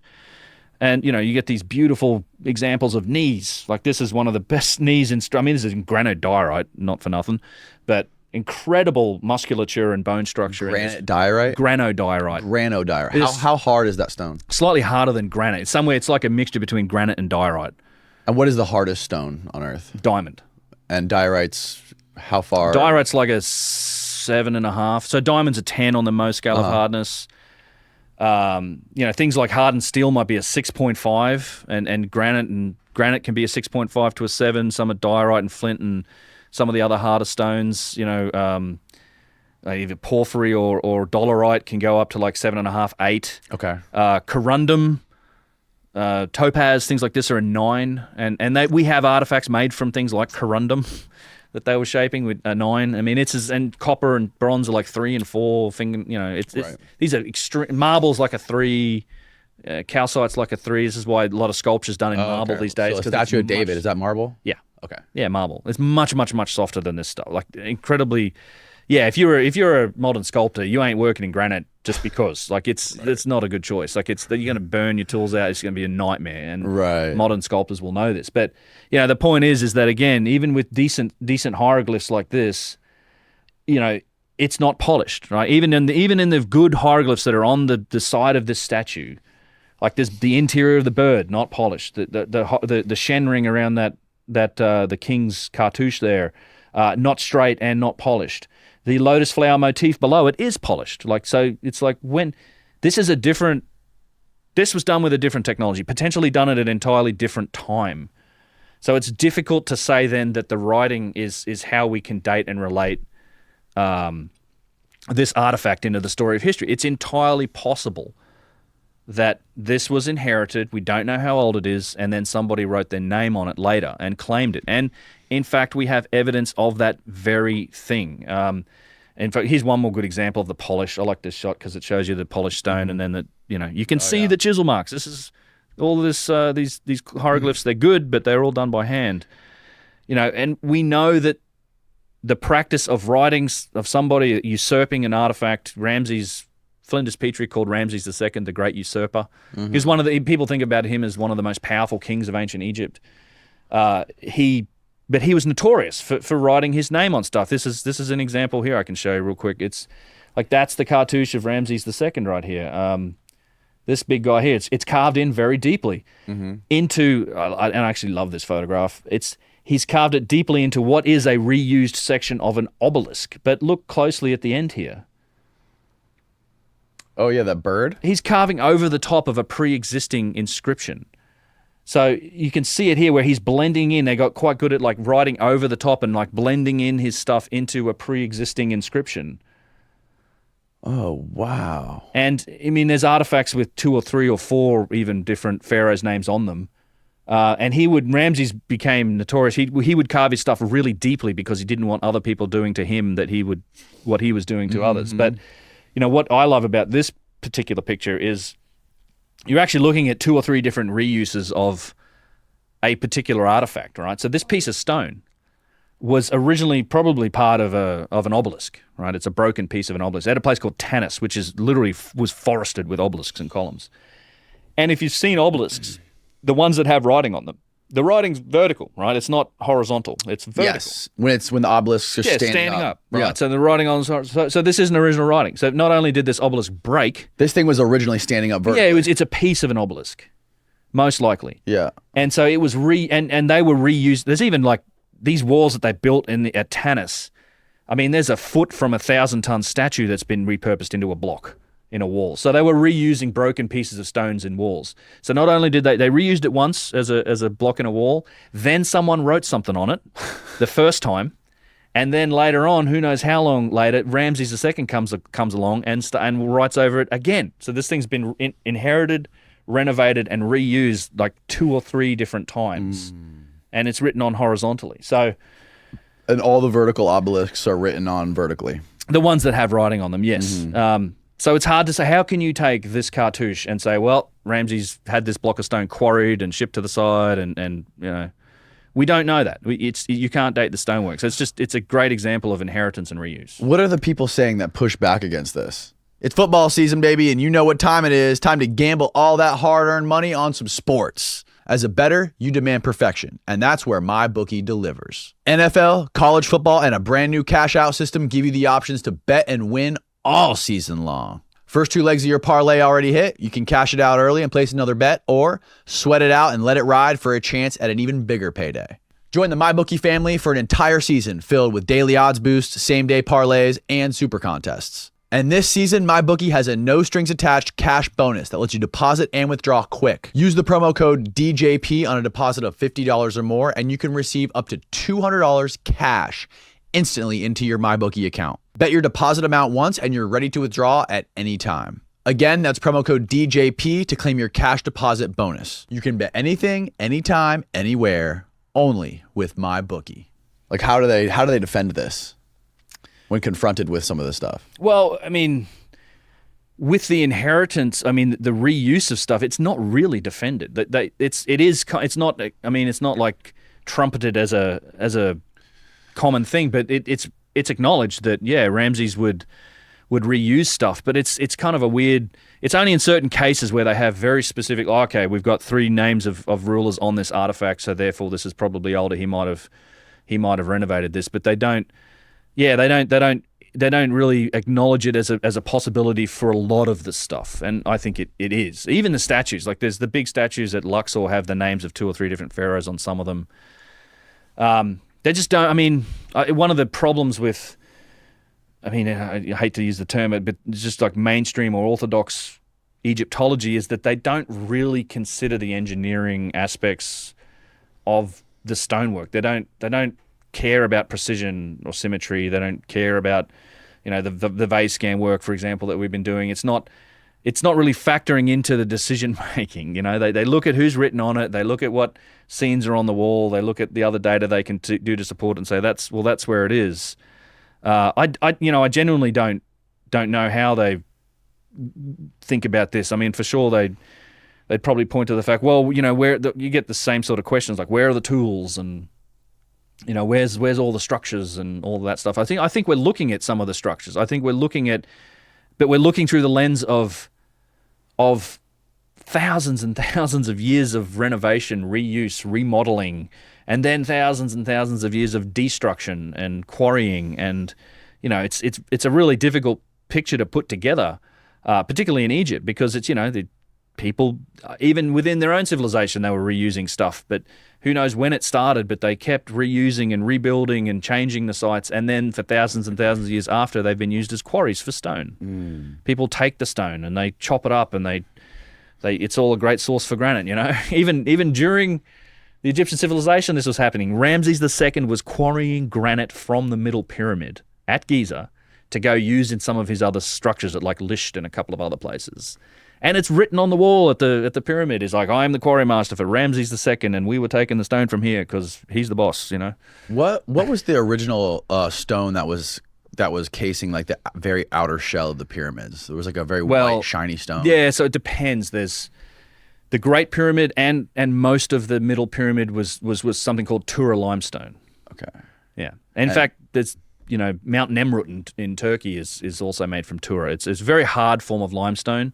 And yeah, it's very white and pure. So it's not a local stone. They had to get it from a quarry a distance away. And who stripped all that off? Well, a lot of it was probably done started really with the Persian occupation, but everybody, right? Anyone that could. It wasn't so the pyramid. The story goes is that there was the pyramid had its casing stones. And they're locked. Like you couldn't get a bar in there to pry, and they're huge. They're like 3-4. Some of the casing stones are bigger than the other blocks, so some of those might have been 4 or 5 tons. Funnily enough, the Middle Pyramid actually has giant blocks in its construction too. Even on the outside, like 50, 60-ton blocks. But the story goes that I think there was an earthquake, and I'm probably going to get the date wrong. 400-ish AD, there was a big earthquake. It might have been even earlier than that. But it shook loose a couple of these casing stones. So it either tilted them or it busted one out and a big shake-up and some stuff fell off. And then that gave people purchase to like scaffold their way up there and scurry up there and then start prying these things out and then just like letting them fall. Jesus. And then it went from there. And, it's a valuable stone. It's obviously useful for all sorts of purposes, but one of its main purposes was you could grind it up and make like a plaster out of it. You grind it up, mix it with water, and you make a fine plaster that you can plaster over things and carve into. And I mean, literally the only reason we have a few casing stones still left on the pyramid is because of the piles of quarry rubble. Like there was 50, 60 feet of quarry rubble pushed up against the base of the pyramid from all of the quarrying activity that covered up the few remaining casing stones that were still at the bottom. Yeah. Flinders Petrie always decried this, and he was always admonishing people for this because he'd said and this is literally like 100 to 130, 40 years ago. At all of these places, he said, does everyone who's anybody has a headstone made from the stuff, like the stone from the pyramid, and every day there's just camel trains and camel trains of people taking stone all the time. And he actually excavated through the rubble, he found the casing stones, he documented them, and then he reburied them. He's like, if I leave this open, it's gonna be gone, no question. So he reburied it and was like, they'll have to work to get to that. So yeah, I mean, it's just people don't care. Most people are just interested in enriching themselves. They're not that worried about taking the stone, but it's human. It's a human nature thing. But you get to, the Middle Pyramid, the bottom 2 courses, maybe the first, maybe also the second, for sure the first, was cased in granite. Like literally all of those casing stones were granite. The bottom layers, like the bottom 2 layers. Mm-hmm. It's really cool. In fact, I probably have a picture of it here. Yeah, so this is the bottom pyramid here. So these casing stones are like the same shape as the ones on the other pyramid, but these are granite, and they're huge, and they're perfect. If you walk around the Middle Pyramid, it's littered with these amazing casing stones, and you see this dashed line that's in this. Yeah, that's an attempt to quarry it. In fact, they were looking to split this whole face off it and get to this square block behind it. So this is you see this everywhere on these sites, and people are like, what are those dashed lines? It's quarrying. It's called a wedge and chisel. So you'd use like steel chisels, you'd just hammer away at it, you'd create these divots, and then you'd get wood or something, or you can sometimes use stone too, like flint. But wood was good because you'd pound wood into it and then you'd wet it, and when wood gets wet, it swells. So it would provide pressure on the stone, and then you would get a lot of these flint chisels or steel chisel and just hammer into these gaps, and what you're trying to do is crack the stone along that line and take a piece. And yeah, I mean, these things were perfect. These casing stones were perfect with their angle, and they're all polished on the outside, and there's tons of it just from quarry rubble. talking about the boxes, it's funny. I was reading Chris's book this morning, his first one, the Giza Death Star or the Giza Power Plant, and he was saying how he interviewed he talked to like the guy who ran the biggest granite manufacturing company in the U.S. and he asked them what it would take, what the resources would be to reproduce one of those massive granite blocks that were basically hollowed out on the inside. And the guy said it would take at least $2,000 just to quarry it. No, more than it was 200,000. That's what I meant. 200,000. Yeah, $200,000 just to quarry it. Another like $50,000 to transport it. Easy. And then he was like, it would make no sense for us to hollow out a single piece. We would just take 4 or 5 pieces and we would bolt them all together. That's right. He's like, we would never just hollow it out like that. They couldn't. Well, you'd need to develop the tool. Like modern granite processing, we cut slabs. You know, right. We quarry them out of the quarry in like big blocks, and then we cut them into slabs for kitchen counters or what other use. You know, when you talk about doing granite sculpture, which happens, people do like complex shapes in granite. It takes very specific tools. And man, hollowing out a single piece of granite like that would cost a bomb in the tooling to make that happen. You burn out half your tools trying to do. That's a big volume of space. But yeah, and remember these prices are like, I mean, when did he write that book? The 90s. I mean, right. So that's got prices probably double that easy since then and then the saw cuts too, like the saw cuts, then the errors in the saw cuts. Like if you take a skill saw and you're trying to cut something and you go into it and you realize, oh, you got the angle wrong, you pull it out real quick and then you go back in and make another cut. There's evidence for this. Yeah. But if you're doing it slowly with whatever methods they have, they claim they had to cut those stones, you wouldn't be going the wrong way, then pull back out and then start going the right way. You would obviously be going so slow that you would be able to make adjustments along the way. That's right. And there's plenty of evidence for overcuts, and exactly that type of thing is one of the reasons why I think, look, that we're seeing evidence for, call them power tools, call them just powerful tools that were cutting incredibly hard stone. And that's one of the best. I have we can look at some of those images if you like of tooling. I mean, not just cuts. You see these cuts all over the place. Well, I don't know if this is all broken up stone now, but there's these types of things you see all over it at this is on the basalt pavement. But one of my favorite ones is actually, I really like the edge of this thing. It's a slab at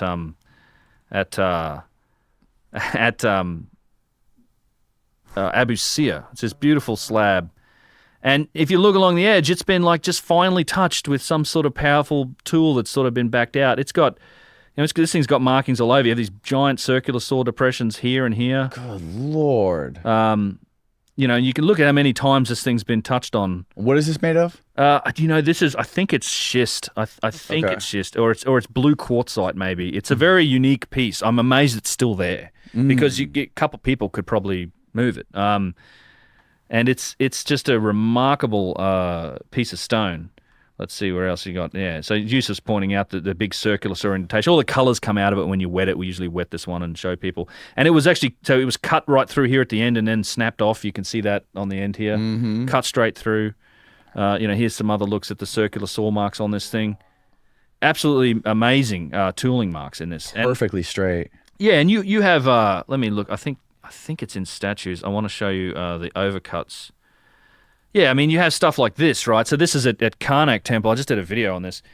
This is in an obelisk, and you literally have circular saw overcuts, and you see them on statues too, but you can literally see on this one here where it was exactly what you were talking about. Like, you see right there, yeah. It was reset. Like the angle of the cut was reset. Yep. And it was some sort of giant circular saw because they start narrow. They start here and they penetrate and they get deeper. And then they peter out at the bottom. Like the profile fits a big circular saw. And in fact, there's some more of these at Kerkwyk, and I do this in the video, but I've plumbed them with like a key card where you can show the depth increasing. You show the profile of a circular saw cut. Oh, really? Yeah, I mean it's so the depth varies from the middle being the deepest, and then it gets shallower towards the ends. Yeah, I mean this is a classic example of a circular saw cut. You see this here, right? I mean, it's just it's hard to. They had straight saws too. There's I should say that it's not all circular saws. There was absolutely straight saws too. This piece is very interesting. This is at a place called Abu Rawash. If Chris Dunn does talk about this in his book, a lot of people have talked about this. I think even maybe Petrie talked about it. But you see how it's you clearly can see the orientation of the saw, right? Here's the crazy thing to think about this piece. It's concave. See this line in the center here? You can actually see it here. See this curve? Yes. So it's shaped like this. It's concave. So it's cut this way, and it seems to have been cut this way. So it's not straight. So what I think you're looking at is a two-stage machining process here, where they cut, and this is where that concavity ends here. Like you can see, it gets deeper and then shallows out. Yep. So they cut it sideways through this, and then it's almost as if they ran a circular saw this way, and they just pushed the block through like this, so it was digging out that profile as it went through. But there's this. It's hard to see in the photos, but it's entirely there, and again you see the striations in the stone from the cutting mechanism. Right, the little grooves. This is in very sophisticated machining in stone. Like I don't know what the purpose was for this, whether this was it could have been part of a box. They didn't cut all the way through the stone. I don't know. Here's another good. That's just good stuff like this. Yeah, like I mean, we're blowing Steven's mind right now.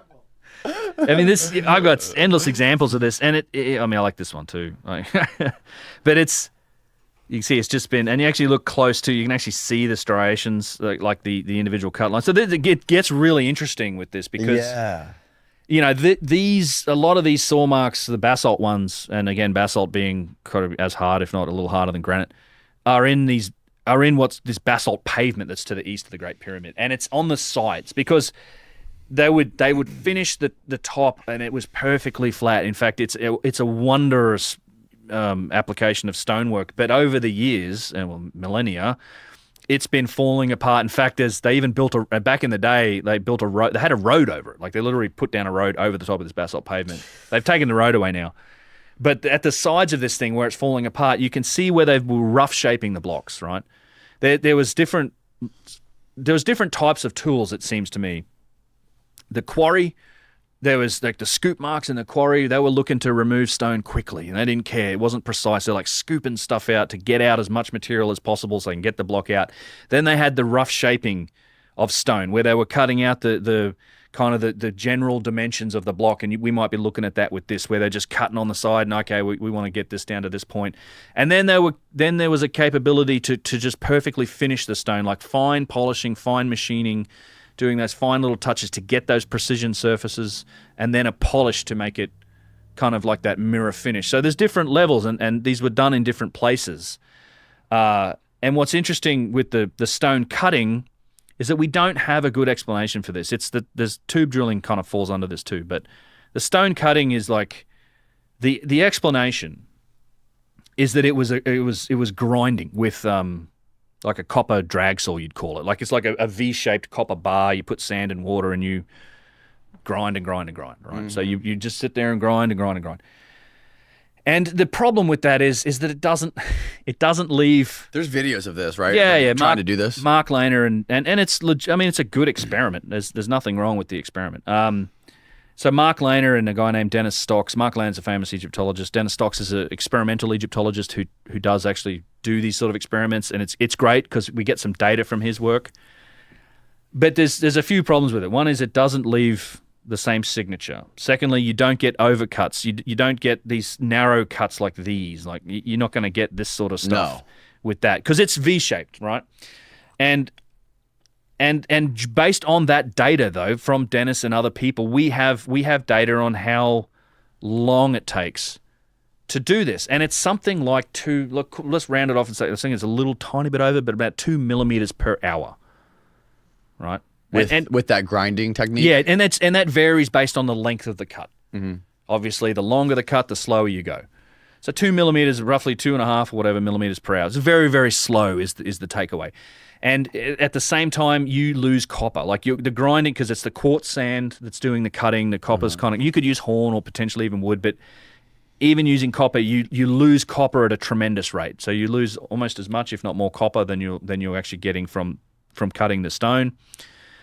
And it's a very slow rate. So with that slow rate, you'd have to grind away for hours to get these sort of overcuts that we see, for starters. So it's and again, as you said, you're probably not gonna make that mistake and sit there and keep doing that mistake for hours and hours to get an overcut. Like, all right, Johnson, you're in trouble, bro. Like, and secondly, I have yet to do the math, but I plan on. I'd love to do this. I've said it a few times now, but I want to scale this up to see what is at an industrial scale. Can the stuff, because we know you can kind of calculate how many blocks, how much granite was cut. You can probably get to a rough figure of how much tonnage of granite, say just at Giza, or maybe just on the Middle Pyramid complex. I don't know. Okay. But, Chris Dunn kind of calculated it, just to give you an example, there's a box inside the Middle Pyramid, right? There's a box in the room, kind of like the box in the King's Chamber. It's a little bigger, a little longer, like maybe 8 feet long and 3 or 4 feet wide. And based on Dennis Stocks's experiments, purely to make the primary cuts on that block of granite. So assume you quarry the granite, takes God knows how long, but just to make like the north, south, east, west, top and bottom cuts, right, to shape the box.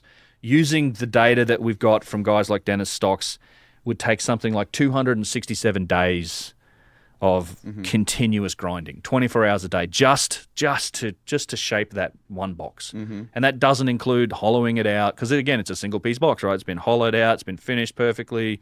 You've got tube drills in it. It's all shaped and decorated, and there's who knows how much work in doing that as well. So it's just like, you really think you could scale up and do like hundreds of thousands of tons worth of granite work using this? And where's all the copper dust? Where is it? Like there's tons and tons and tons and tons of copper must have been used to do this. And yeah, so didn't they analyze that famous core, Petrie's core? And I think in Chris's book, I think I read this also, where they took a modern day tube drill and they basically estimated based on the rings going around the outer edge of the tube, the core that came out, that they estimated that the drill would have been 500 times more powerful than any modern drills. So based on, so in fact, this is Petrie's core, where I've got another image of it here.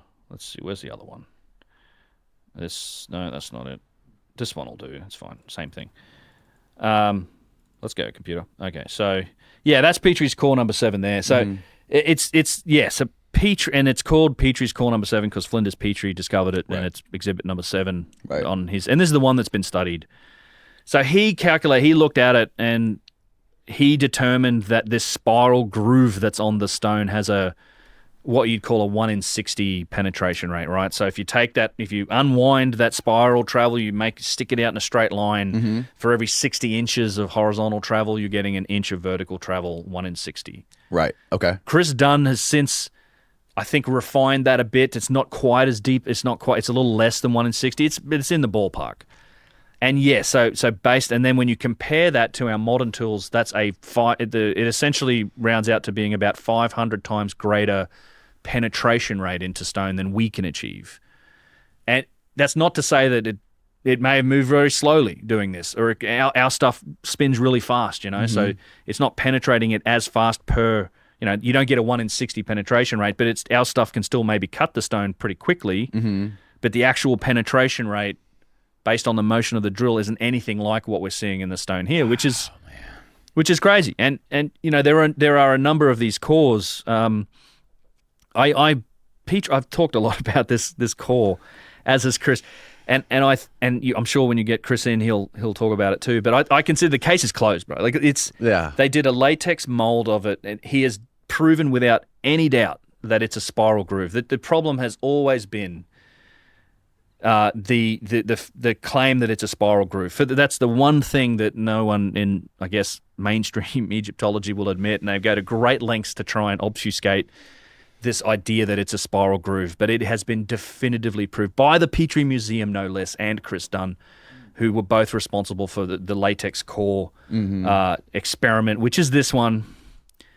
So they made they made a latex core of it, right? So this is this latex mold. Chris stamped the latex mold with these notches, cut it open with these notches, and then here's it showing you the notch detail in these blow ups next to these little arrows, right? So you can draw a straight line between these notches, which is the horizontal line, okay? The straight lines are the horizontal line between the notches, same spot. So it goes to the bottom of the notch, it goes to the bottom of the notch, same down here, bottom of the notch. And then what you're seeing is these dotted lines are tracing the individual spiral or individual grooves. And in every case that we look at here, it starts above the line and it ends up below the line. So it is spiral, right? Mm-hmm. So it's higher here, it's lower here. It's higher here, it's lower here, et cetera, et cetera. It's geometrically proves this is a spiral groove. Mm-hmm. That said, and the length between each groove is exactly the same, right? The width. Oh, that's what I meant. Yeah, the width. Not really. It seems it's Petrie described as a drunken screw. There are some crossover. It seems to have been more than one cutting point. So there was multiple cutting points. So there might have been some crossover. And I people speculate all day about this. It is, and the other thing to note about this is that it's actually tapered. So it's tough to see. You can kind of see it. See how it's tapered? Right. Yep. Right. Yep. So it narrows down, and this thing's upside down. So this is probably where it's fatter at the bottom. It's upside down. It snaps off here. Mm-hmm. And so you got to imagine the holes that they come out of are straight, right? And it's tapered. So it tells us that the tool itself was probably tapered. Right. Which means that it's shaped like this. So as it goes down, it's cutting down, it's cutting down, it's cutting down. It's cutting on all surfaces. And then, so this is where people say, well, this groove could have been made when they retracted the tool, like it unscrewed itself. Mm-hmm. I'm like, that isn't how it would work if it was tapered. So if it's tapered, it's going to conform to the granite's conforming to the shape of the tool, and then the second you move it up at all, it loses contact with the stone because the angle changes, right? It's narrower at the top and it's wider at the bottom. So once you get down and you're finished, you lift it up a bit, and then all of a sudden the tool's going to be wider right at that point when you lift it up. So it's not actually touching the stone. It doesn't unscrew. It just lifts out. Mm. It can't. I don't think unscrewing it or removing the tool will give you the spiral groove. Plus, look, it takes quite a lot of force to cut into granite like this. It's not just a simple. You're not scratching granite and leaving a deep groove like we see in these tubes. It's not just in the. It's not just in the in the drills, but we see it in these holes too. You have these deep grooves in the holes, and you see this all over the place with as many. Now, is that an example of like them doing a core drill used to split a piece of stone? Well, I don't think it's used to split a piece of stone so much as they were sought out to then split stone. You know what I'm saying? Like they were. I think the people that were quarrying the blocks were looking for these, and then they would try and split them along the angle of the tube drill. You know what I'm saying? Along the axis of the tube drill. You see it all. There's lots of complete holes like that haven't been split, and in fact, you see on the back of the stones, you see that dash line, which is a. I mean, that's a technique that started. I mean, they were the earliest. We know they were using it in like the New Kingdom, but these tube drill holes go back way further, and the oldest types we don't see that quarrying method way back in the day. It's like the oldest quarrying method seems to be the scoop method at the quarry, which is kind of like an weird. ice cream scoop. Yeah.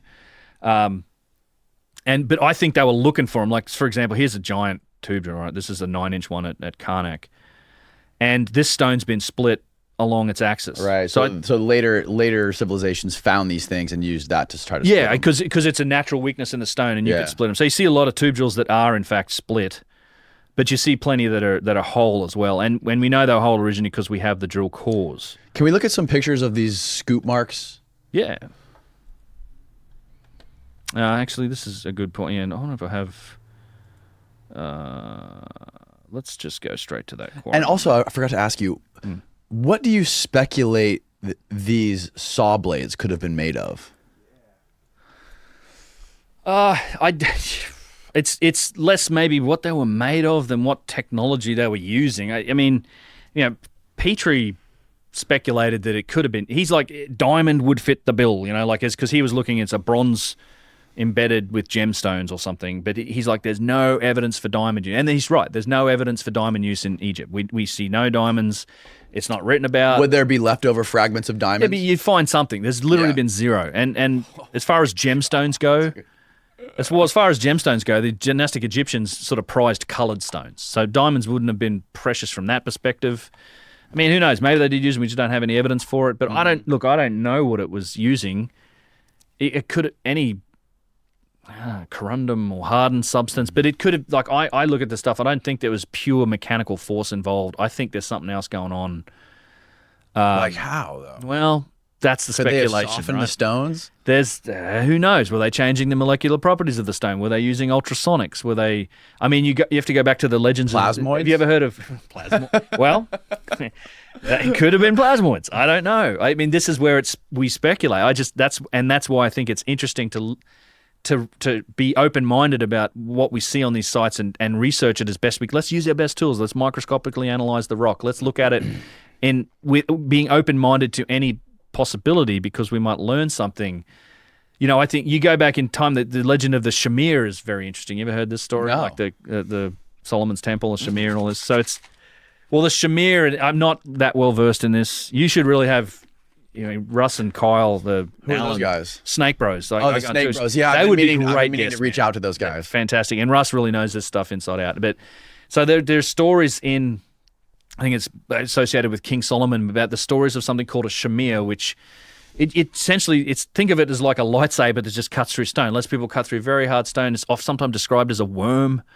But there's this consistent story of this artifact called a shamir that is like allegedly would let you, I like to think of it as like this lightsaber that just cuts through stone, and people could cut really hard stone with it. It comes out of history. So it's like, was this left over from these times? I don't know. And I try not. Thinking about it in terms of diamond blades, though, is like, it's like thinking about it, looking in the mirror, like we can't assume that they did shit the way that we do shit, right? This is what we've been talking about with Randall for the past few days. Yeah, it is. And I think that's the right approach. Like it's a tempting and natural thing to look at a problem. We look at these challenges and we go, this is how we would do it. Right. Fit it into our box. And again, I just think that there's avenues of technology that we are yet to learn about, that we will know more about in time. And I think it's hard to do, but it's like, here's our perspective and here's everything we know, but some of the answers might be out here. Like it's just, and that's what being open-minded about it and not just dismissing stuff and scoffing at it, and then researching it with some of those possibilities in mind, we might even learn something eventually from it. That's what I want to do. People always like, well, what is it, and what's the speculation and of how it does it? You can speculate all over the place. Chris Dunn's new book, if you've got to it, the Serapeum chapter. Yeah, I'm like a quarter of the way through it. I got to finish it. I can't. He does some amazing speculation. I'm not going to spoil it. Really? Oh God, I'd love it. He sent me the Serapeum chapter because I'd helped him with some stuff for it before he wrote it, and I'm writing a recommendation for it. So I've got the book too. It comes out early next New Year. New Year for, January or something. January 24. Yeah, for people. Get them salts, baby. And then and he does. I love where he goes with it. But it's with speculation. The world. It's an imagination at that point. Does he talk about these lightsabers? I haven't seen him mention specifically the Shamir. He's talking more about a potential technological application for the boxes. Oh, a technological application. Yeah, so that's something I've always thought about too. Yeah. So here's another way to think of it, and I like this idea too. Is that, and because this relates to, he does talk about this, and this isn't giving the game away here, but it's like, if you consider the idea, you heard of like the concept of an assembler. Like an assembler? Assembler. Like this is, imagine we get nanotech down to the point, and this is entirely plausible if you just project technology forward, where you create these microscopic machines that can essentially assemble themselves, or they're almost like a von Neumann probe or something like that, but at the tiniest level, where you can use molecular... A von Neumann probe. Yeah, it's like a self-replicating probe. Imagine you saying, and there's some interesting books been written on that topic. Yeah, it's like you send a probe out into space, but it has the capability to replicate itself. Okay. And just by using the material that it finds, and then, project forward 1,000 years and see what happens. Sort of thing. But imagine you get to the point where we have these microscopic machines they're assemblers that can take molecular material, even at the atomic level, and assemble things, and even replicate themselves. So you could build anything, but it's being done with technology that's so small you can't see it. right? That's this concept. It's been proposed by a number of sci-fi authors and people that have thought about technology. Yeah.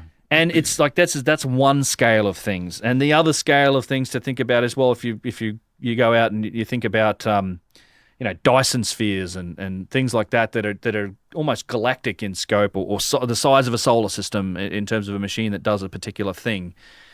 It's just an interesting way of thinking and looking at technology. We look at it and we go, here's a box, and how would we cut this box and make this box? But it's possible. Whether it's plausible or not, I don't know, but it's possible that the answers to some of these questions could be so small we can't see them, or so large we can't comprehend them. Like, that's just the nature of technology. Like, we just don't, you can throw simulation theory into that too, the idea that we're all just part of some simulation running on the computers of the future. But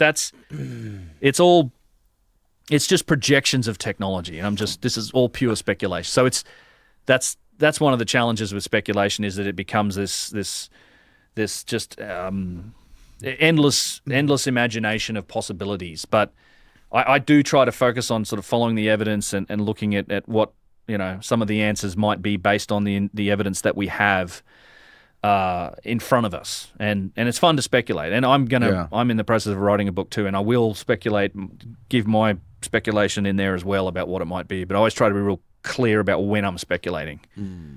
Because as soon as you speculate, people are like, look, he's crazy. He thinks the moon's a spaceship or something. Oh, yeah, we did. Our last podcast, we were talking about the moon, and somebody took a video and made some crazy reaction video about it.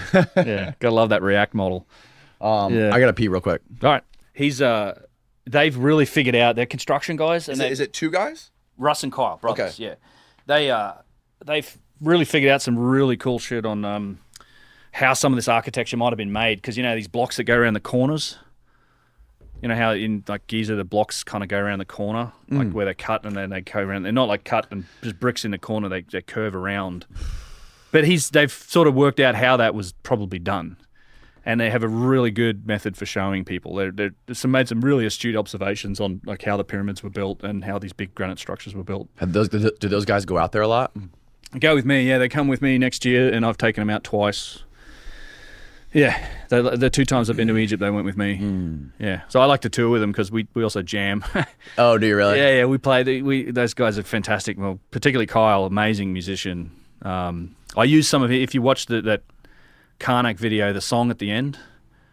Did you get to the end of it? Like it's which video? The most recent one, Kerkwyk.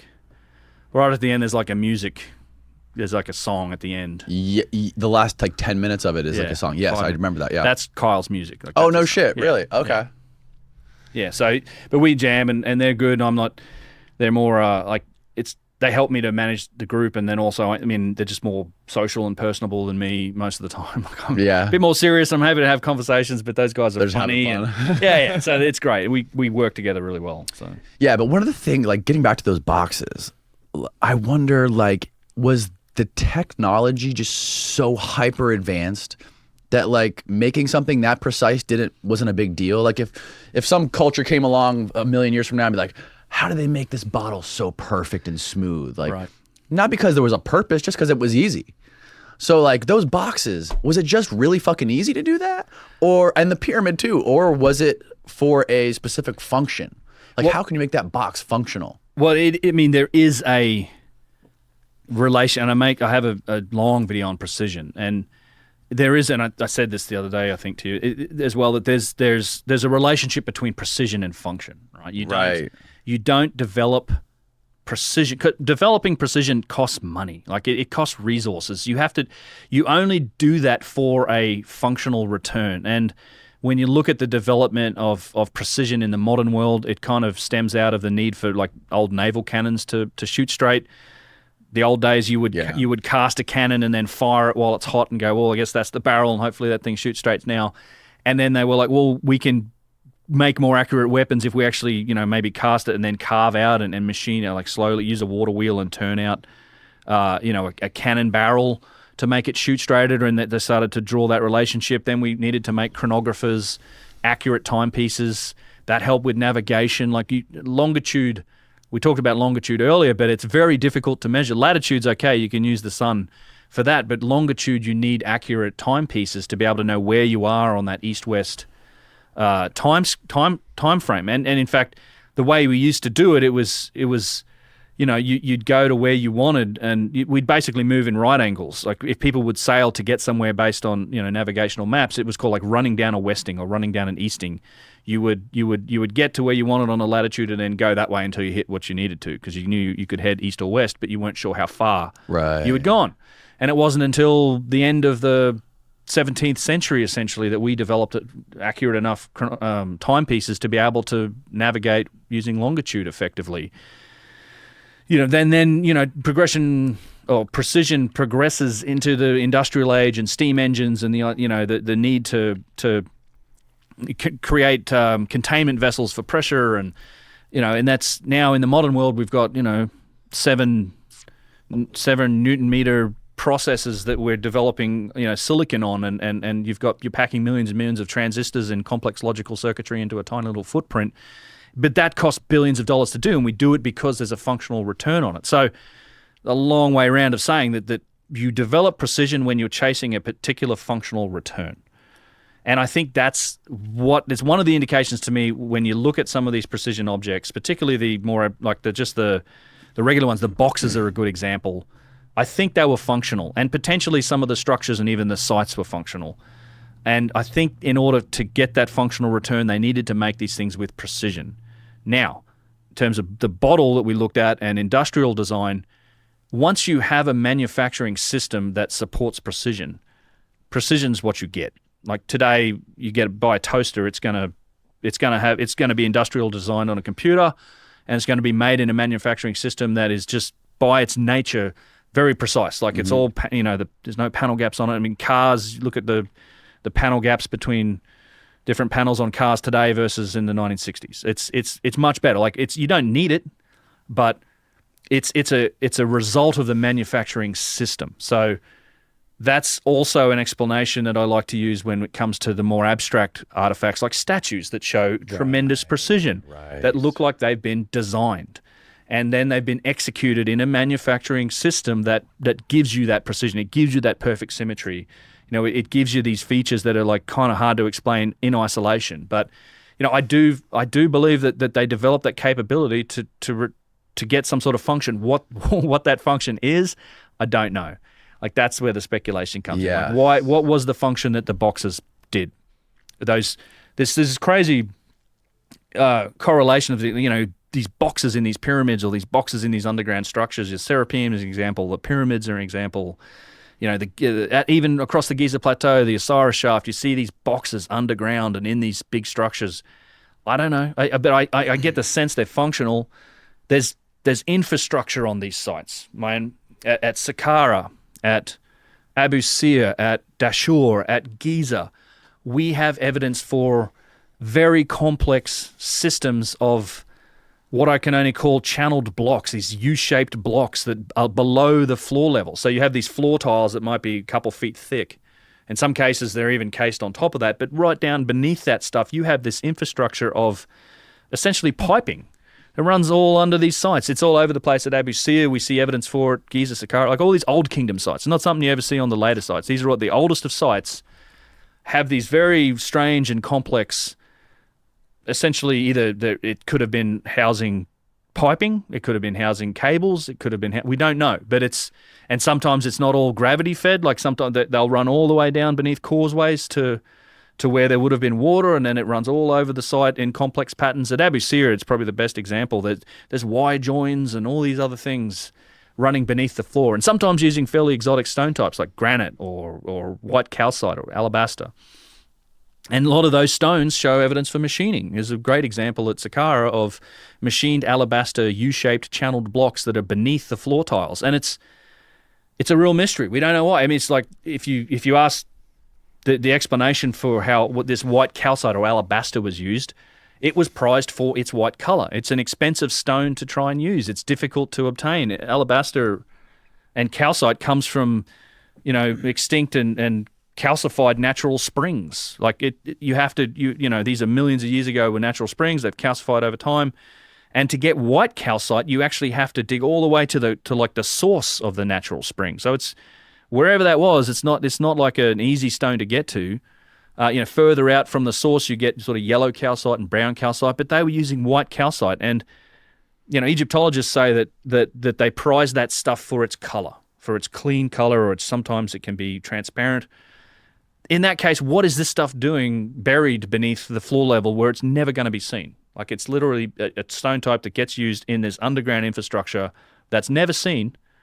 So they must have been using it for some other purpose. Like, I think some of these stone types that you see, particularly in the really megalithic stone sites, might have had a functional purpose, like choosing particular types of stone, like basalt, granite, limestone, white calcite, even quartzite in some places, and in particular orders. And there's plenty of other indications that there was something else going on at these sites. I mean, my last video I did on Karnak Temple, there's an area of Karnak that it's normally off limits. Again, we know the right people to get in and see it, and I love showing people this stuff every year. There's a part of Karnak where the granite's literally crumbling apart. It's granodiorite. It's something's happened to the stone here where it's like the inside of the stone has swelled, or it's like it's undergone a transformation and it's expanded. And it's almost around the edge of the stone, there's a couple of inches of where the stone is in good condition. But because the inside's like transformed and expanded, it's put this pressure on the outside, and it's cracked all of the outside. And in some places it's like falling apart, like it's cracked it whole blocks apart, and then the inside of the blocks just crumbling from the inside out. Yeah, inside out. And so wild. And then we see that also at Abu Sir and other places where you have like crumbling basalt. And this happens in nature, right? But it takes literally millions of years of exposure. Basalt and these other igneous stones that are formed in the heat of like lava and formed over millions of years of compression and heat in the earth. I mean, you can expose them to millions of years of sunlight, and okay, they're going to erode and degrade over time, but we're talking about cut surfaces of stone that are doing that. And they're originally finished. And so at Abu Sir, for example, you have basalt that's been cut, and then it was cased in limestone. So it's like, it was surrounded by limestone, but those mating surfaces are now crumbling and falling apart. Now, who knows? It's pure speculation, but was it heat cycling? Was there something going through it? I mean, I do have a video where we were playing with like a very high voltage electromagnetic sort of field generator device, and we were testing different types of stone, and they have different electromagnetic properties. Like granite doesn't do anything. You can get arcs coming off limestone, and then somewhat of an arc coming off basalt. So they do have different properties under different conditions. And, is it possible that those were some of these properties of the stone were things that were being chased by the builders for a functional purpose? Right. I love these ideas. And I know Chris Dunn is exploring some of those in some of his theories and his work. He certainly knows a lot more about it than I do. Again, I'm trying to illustrate that there may be reasons for that type of stone, and some of those properties might have something to do with a possible purpose. So it's like, why would we not research that further? Why would we not apply ourselves and try and see, is there anything here that could possibly provide an answer or provide a clue for why this was done this way? Let's look at those scoop marks. Okay. All right. So you know what? Let me just give me a second. Now, when it comes to these scoop marks, is there any sort of idea or explanation on how they were made, either by the Egyptologists that are there, or by you guys? The explanation for them is, is that they were that's pounding stones. This is the pounding stone explanation. Here's the quarry. I love the part of one of your videos where you guys are filming that lady with the pounding stone and she's trying to pound the ground. Yeah, is it? Watch out, you'll break it. Yeah, let me pull up this, and then we'll go to I also want to talk about Yusuf.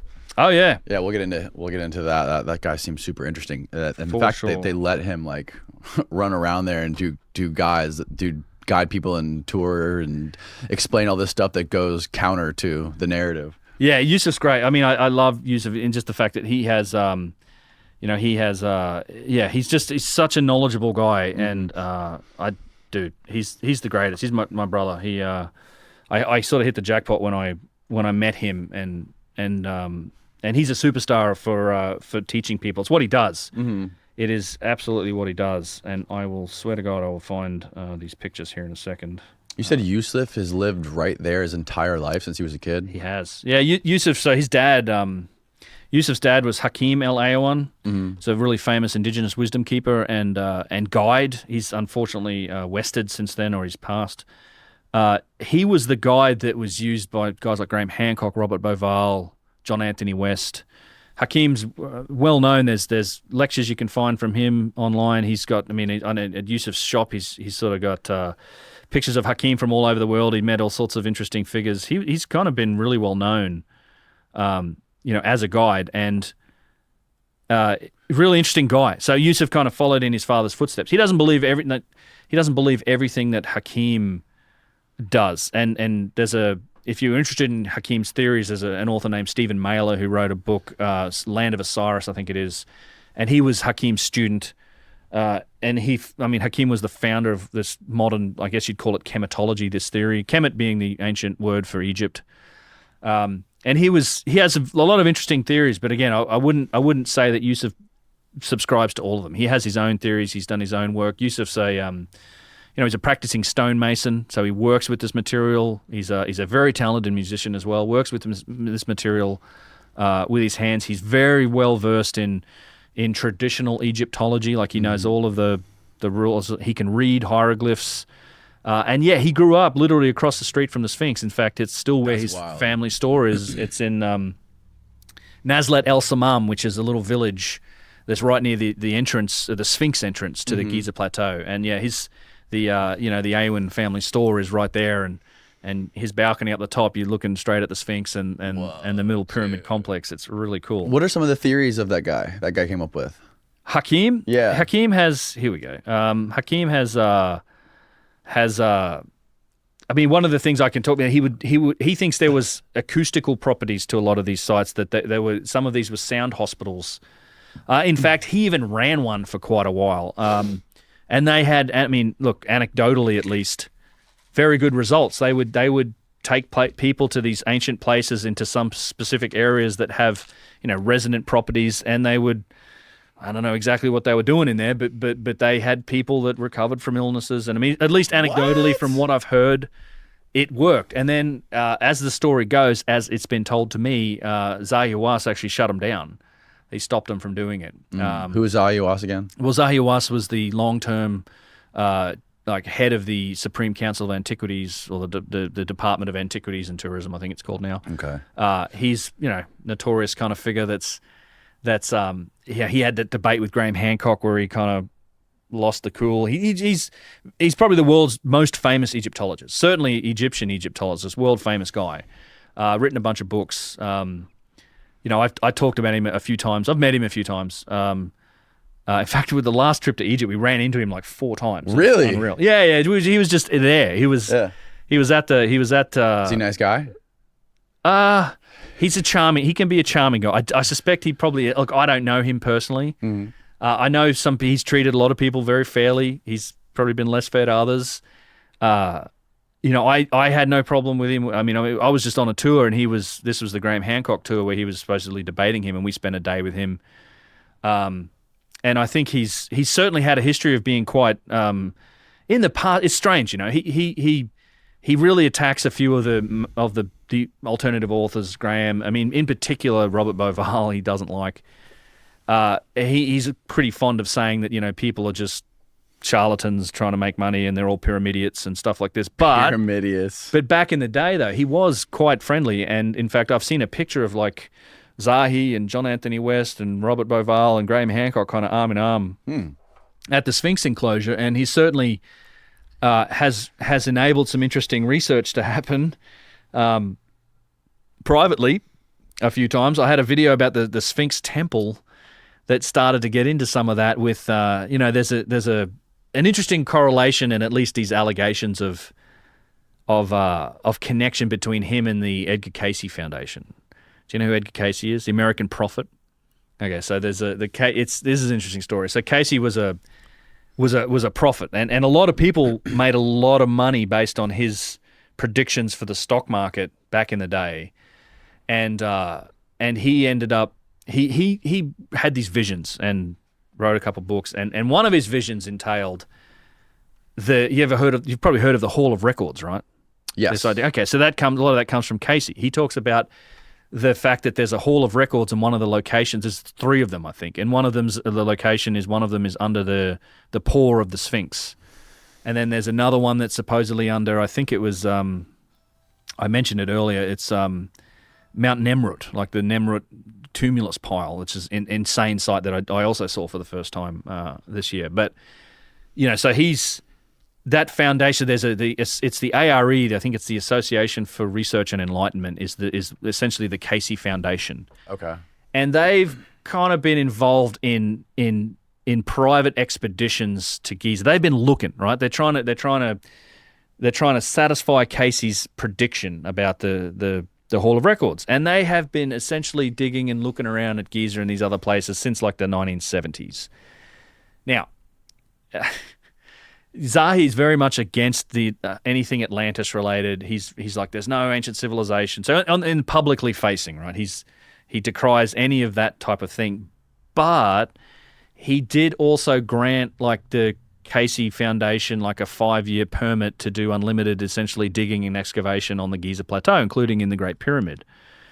And so it's on one hand you sort of decrying all of this anything lost civilization, and then on the other hand, you're enabling essentially an organization whose stated goal is to prove out Atlantis and that there was a Hall of Records and everything like that. Not only that, but Edgar Casey's son, Hugh Lynn Casey, he wrote a book, and in that book he claims, and I will say that Zahi Hawass has denied this, he claims that the Edgar Casey Foundation funded his education. Like they paid for his education at Pennsylvania University. They found, like he literally says in the book, and this isn't me saying it, they found Zahi, who was a site inspector at the time, like not, like lower ranked kind of guy. But he was pliable and agreeable, and they thought he was someone they could work with. So they funded his education along with Mark Lehner, who's been a long-term partner of Zahi Hawass, and that went through the Pennsylvania University. They got him his doctorate. And for sure, it's verified, like Zahi has had engagements with the ARE plenty of times. He's gone and spoken at their events. He's been part of it. He goes back there and lectures quite often. So, it's just strange to me that he's associated with an organization like the ARE, which has done these secretive digs. And there's strong evidence, as documented by Robert Boval, which might be one of the reasons that Zahi doesn't like him so much. He's documented the fact that Zahi's been enabling kind of secret expeditions, digging and drilling around the Sphinx since the 1970s. Like there's kind of one acknowledged drilling effort that they made to look under the Sphinx. I think it happened in the mid-90s, thereabouts, and they were drilling under the body of the Sphinx. And the stated goal was, we're checking the integrity of the limestone bedrock given the water table's rising, blah, blah, blah. But there's plenty of evidence for a bunch of other drilling that's happened, like as far back as the late 1970s. And there's pictures of, Hugh Lynn Casey and Mark Lehner and Zahi Hawass from those times, like a young Zahi. They're all together. And then in the mid to late 90s, he enabled something called the Shore Expedition, which was Dr. Joseph Shore, a couple other people. Boris Said was one of them, but they're all ARE members. They're all part of the Casey Foundation, and none of them are Egyptologists or archaeologists. But he gave them a 5-year permit, open permit, to do whatever they wanted up at the Giza Plateau. And they did a bunch of stuff. They did a bunch of excavations around the Sphinx, and Zahi was involved in it. And they even made a documentary that's never been seen. So Boris Said, who was a filmmaker, he's also since died. And I dug into like these old Art Bell radio episodes from the 90s where he was talking about it. He had a falling out with I think Joseph Shaw, the guy that was funding the experiment or the expedition. And just based on this fallout, the documentary kind of went into limbo and it's never been seen. But apparently it's part of it, and they had gone in under the Sphinx and looked at chambers. And Zahi at the time, and Boris said they found chambers beneath the Sphinx. Like they 100% found chambers beneath the Sphinx. By the way, also a claim made by John Anthony West and Dr. Robert Schoch when they analysed the area with ground-penetrating radar. They found chambers beneath the Sphinx. And at the time when they were doing this experiment, Zahi said, "Oh, we've got this incredible announcement and discovery. It's going to shake up the world's history. We're going to change what we know about the sort of the structure of the Giza Plateau and what's down below the ground." He was teasing it. And then this documentary kind of went away, and he's never said anything about it since. And in fact, to this day, denies that there's any chambers or any structures or things beneath the Sphinx. If asked, he'll say, "Well, they found natural fissures in the rock, and there's nothing else," which is nonsense. I mean, Boris Said's on record of saying, "No, I've seen them. Like he's been down there and seen them and been in them." Well, it's kind of what he says, yeah. But it's very secret. It's all privately organized and permitted by Zahi Hawass. And so there's an interesting history. I think if there are chambers down there, and if there's anything in them, or there was, it's long gone. Like I think it's been pilfered, or it's been taken, or it's not public. I mean, there's also a chance that if there was ever anything in there, the Egyptians or the dynastic Egyptians might have taken it. There's a couple of people with theories along those lines, like Manu Seyfezada wrote a book, I think, called Beneath the Sphinx that talks about the idea that the Hall of Records may well have been there, but it was discovered by the Old Kingdom Egyptians who took it, and then there's some evidence that they were replicating some of that information and knowledge through a particular cult that persisted through dynastic Egypt. And it's an interesting story that he puts together. It is new data, but it seems likely that they're indicating some really interesting information, like the spacing of planets, the relative distance of planets in the solar system, like all this cosmic information that it seems like they didn't really know what to do with, but it was information that they'd gotten from, this trove of data from a lost ancient civilization. And it's just they then were replicating it and kind of recording it down in their own way. And there's all these interpretations of this stuff that seems to match all of what we know about the solar system and the structure of it. So it kind of goes, there's all these different directions that stuff goes in.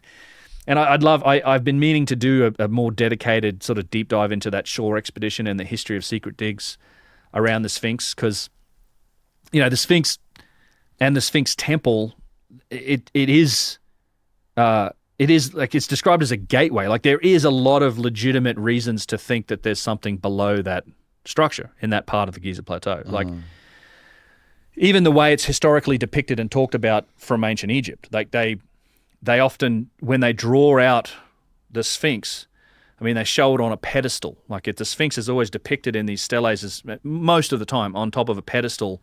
And in many of those pedestals, there's a doorway. And then the Sphinx is often described as a doorway or as a guardian, guarding a doorway and into the underworld or something like this. And when you look at the Sphinx, it's obviously sitting on the bedrock, right? But you have to imagine there's a structure in front of it that's next to the Valley Temple's on like the left looking at the Sphinx. Then there's the Sphinx Temple in front of the Sphinx, and the Sphinx is behind it. Now, the Sphinx Temple has been shut for public access for I don't know how long. Like Yusuf, I mean, he's in his 40s. He's never been in there until we got to go in there on one trip. We were probably one of the first groups to ever, and thanks again to the people I know in Egypt who arranged this through the Ministry of Antiquities to finally open up access to the Sphinx Temple as a special permission. And we went in there. Very interesting structure. Amazing. There's amazing granite cornice blocks and all this stuff. But if you would imagine it back in the day with its cornice blocks, which are these curved blocks that would have been around the edge of it, and you'd looked at it from down in the valley towards the Sphinx, it would have looked as if the Sphinx was sitting on top of the temple, which makes the Sphinx Temple potentially the location for the pedestal of the Sphinx, which has the doorway to the underworld. Now, in the Sphinx Temple, when you go in there is indeed evidence for shafts that go down. There's these giant, there's like an 80-ton channeled granite block in the ground beneath the floor tiles that have since been removed that terminates at a shaft that goes down to we don't know where, that hasn't been cleared, but it obviously goes underground. And I mean, not only that, but out the front of the Sphinx Temple, if you walk back, if you're standing there at Giza and you're looking at it, it's where the seats are for the sound and light show. Sort of off in the corner, about 30 or 40 feet in front of the Sphinx Temple, there's a little concrete pad, and there's a metal tube sticking out of it like this, just off the ground, just sort of unobtrusively in the corner.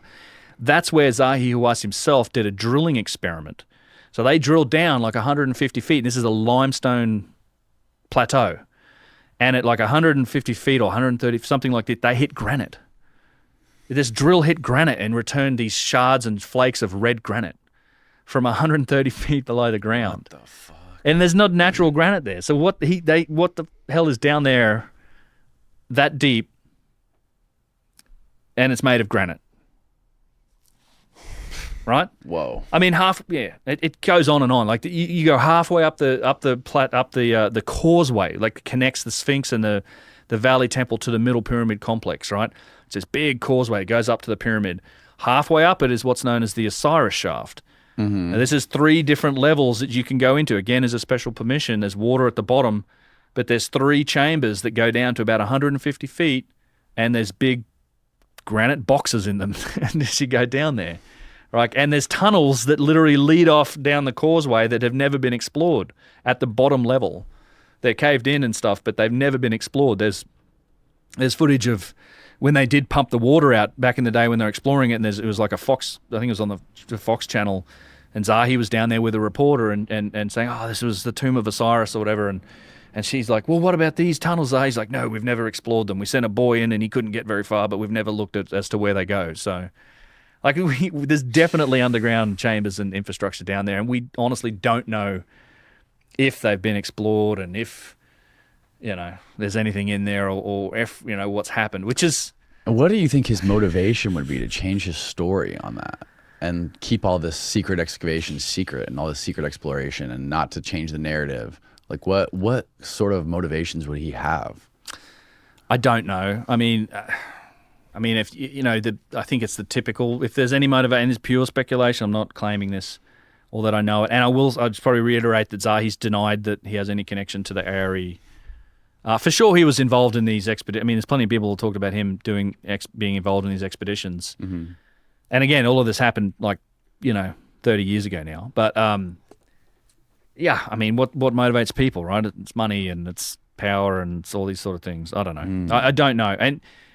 And it's I don't like any real conspiratorial angle on these things in terms of, they find stuff and is it hidden from us because it doesn't conform to the story? I don't know. I'd like to think not. I'd like to think that if they found stuff, they'd talk about it regardless of if it had a significant impact on the story of history. But well, doesn't he make money quite literally from people visiting Egypt and exploring? Yeah, I mean, he's from tourism, made plenty of money. I mean, I don't know how directly. He's a very powerful figure in Egypt. I'd say this. He's also done a lot for Egyptology. I mean, he champions the returning of objects to Egypt, which I think is a great cause, particularly if they're in private hands and people can't see them. The stuff that gets, I mean, Egypt's been pilfered by everybody for so long.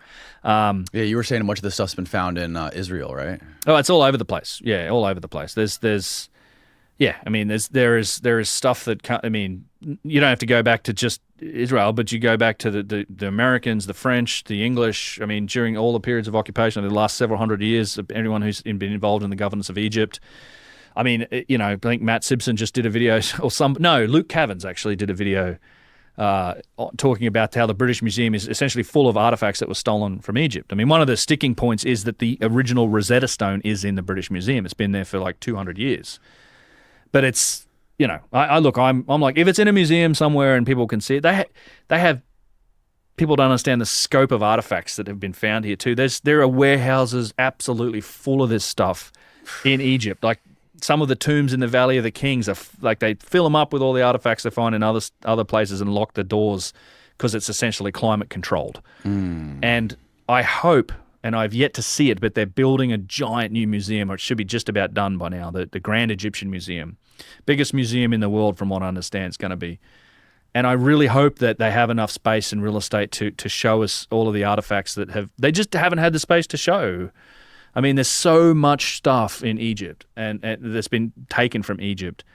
And even then, even despite all of this, even the Egyptologists, and Zahi will say this as well, is that it's like 70% of it is still underneath the sands. Mm-hmm. Like he thinks that we've only maybe uncovered 20 to 30% of what's out there.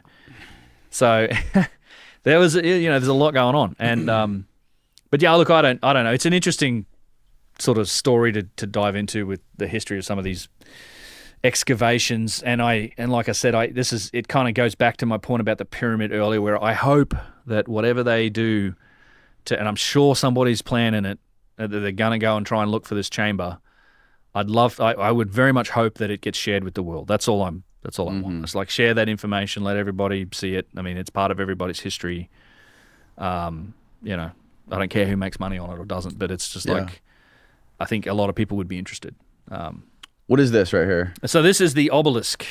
Okay. This is the unfinished obelisk, and you talk about scoop marks. There's a few of them on top of it. Oh wow! And in fact, you see some of the the characteristic pounding stones there as well. And in fact, there's probably a better look. And there's some of these scoop marks are, you can see on the right here, on the left of the thing as well, and then all the way down. What do you call it? What is this, man? Why is my brain not working? Here. You seriously need some salts. The trench. There you go. Okay. I just needed to look at the smelling salts. Yeah, right. Yeah, so this one was never actually pulled out of the quarry, right? This was started and never completed. That's right. Yeah, it's not actually. In fact, it's not. The trench isn't quite deep enough. Actually, look at some scoop marks. See them on the right here as well, on the wall. So what's interesting about the scoop marks, and I don't know if I have other examples in this particular. Is there any explanation of how this could happen naturally? Those scoop marks, like from degradation. It's not natural. It's definitely not natural. It's not degradation. So the explanation for this is that this was the quarrying technique. You see this on the quarries. You see it around the artifacts where they've been quarrying things, and it's not a natural phenomena. 100%. They say it's been made by these dolerite pounding stones, which honestly it's one of the silliest theories that's out there. So they found at the site though, a lot of these dolerites are harder stone than granite.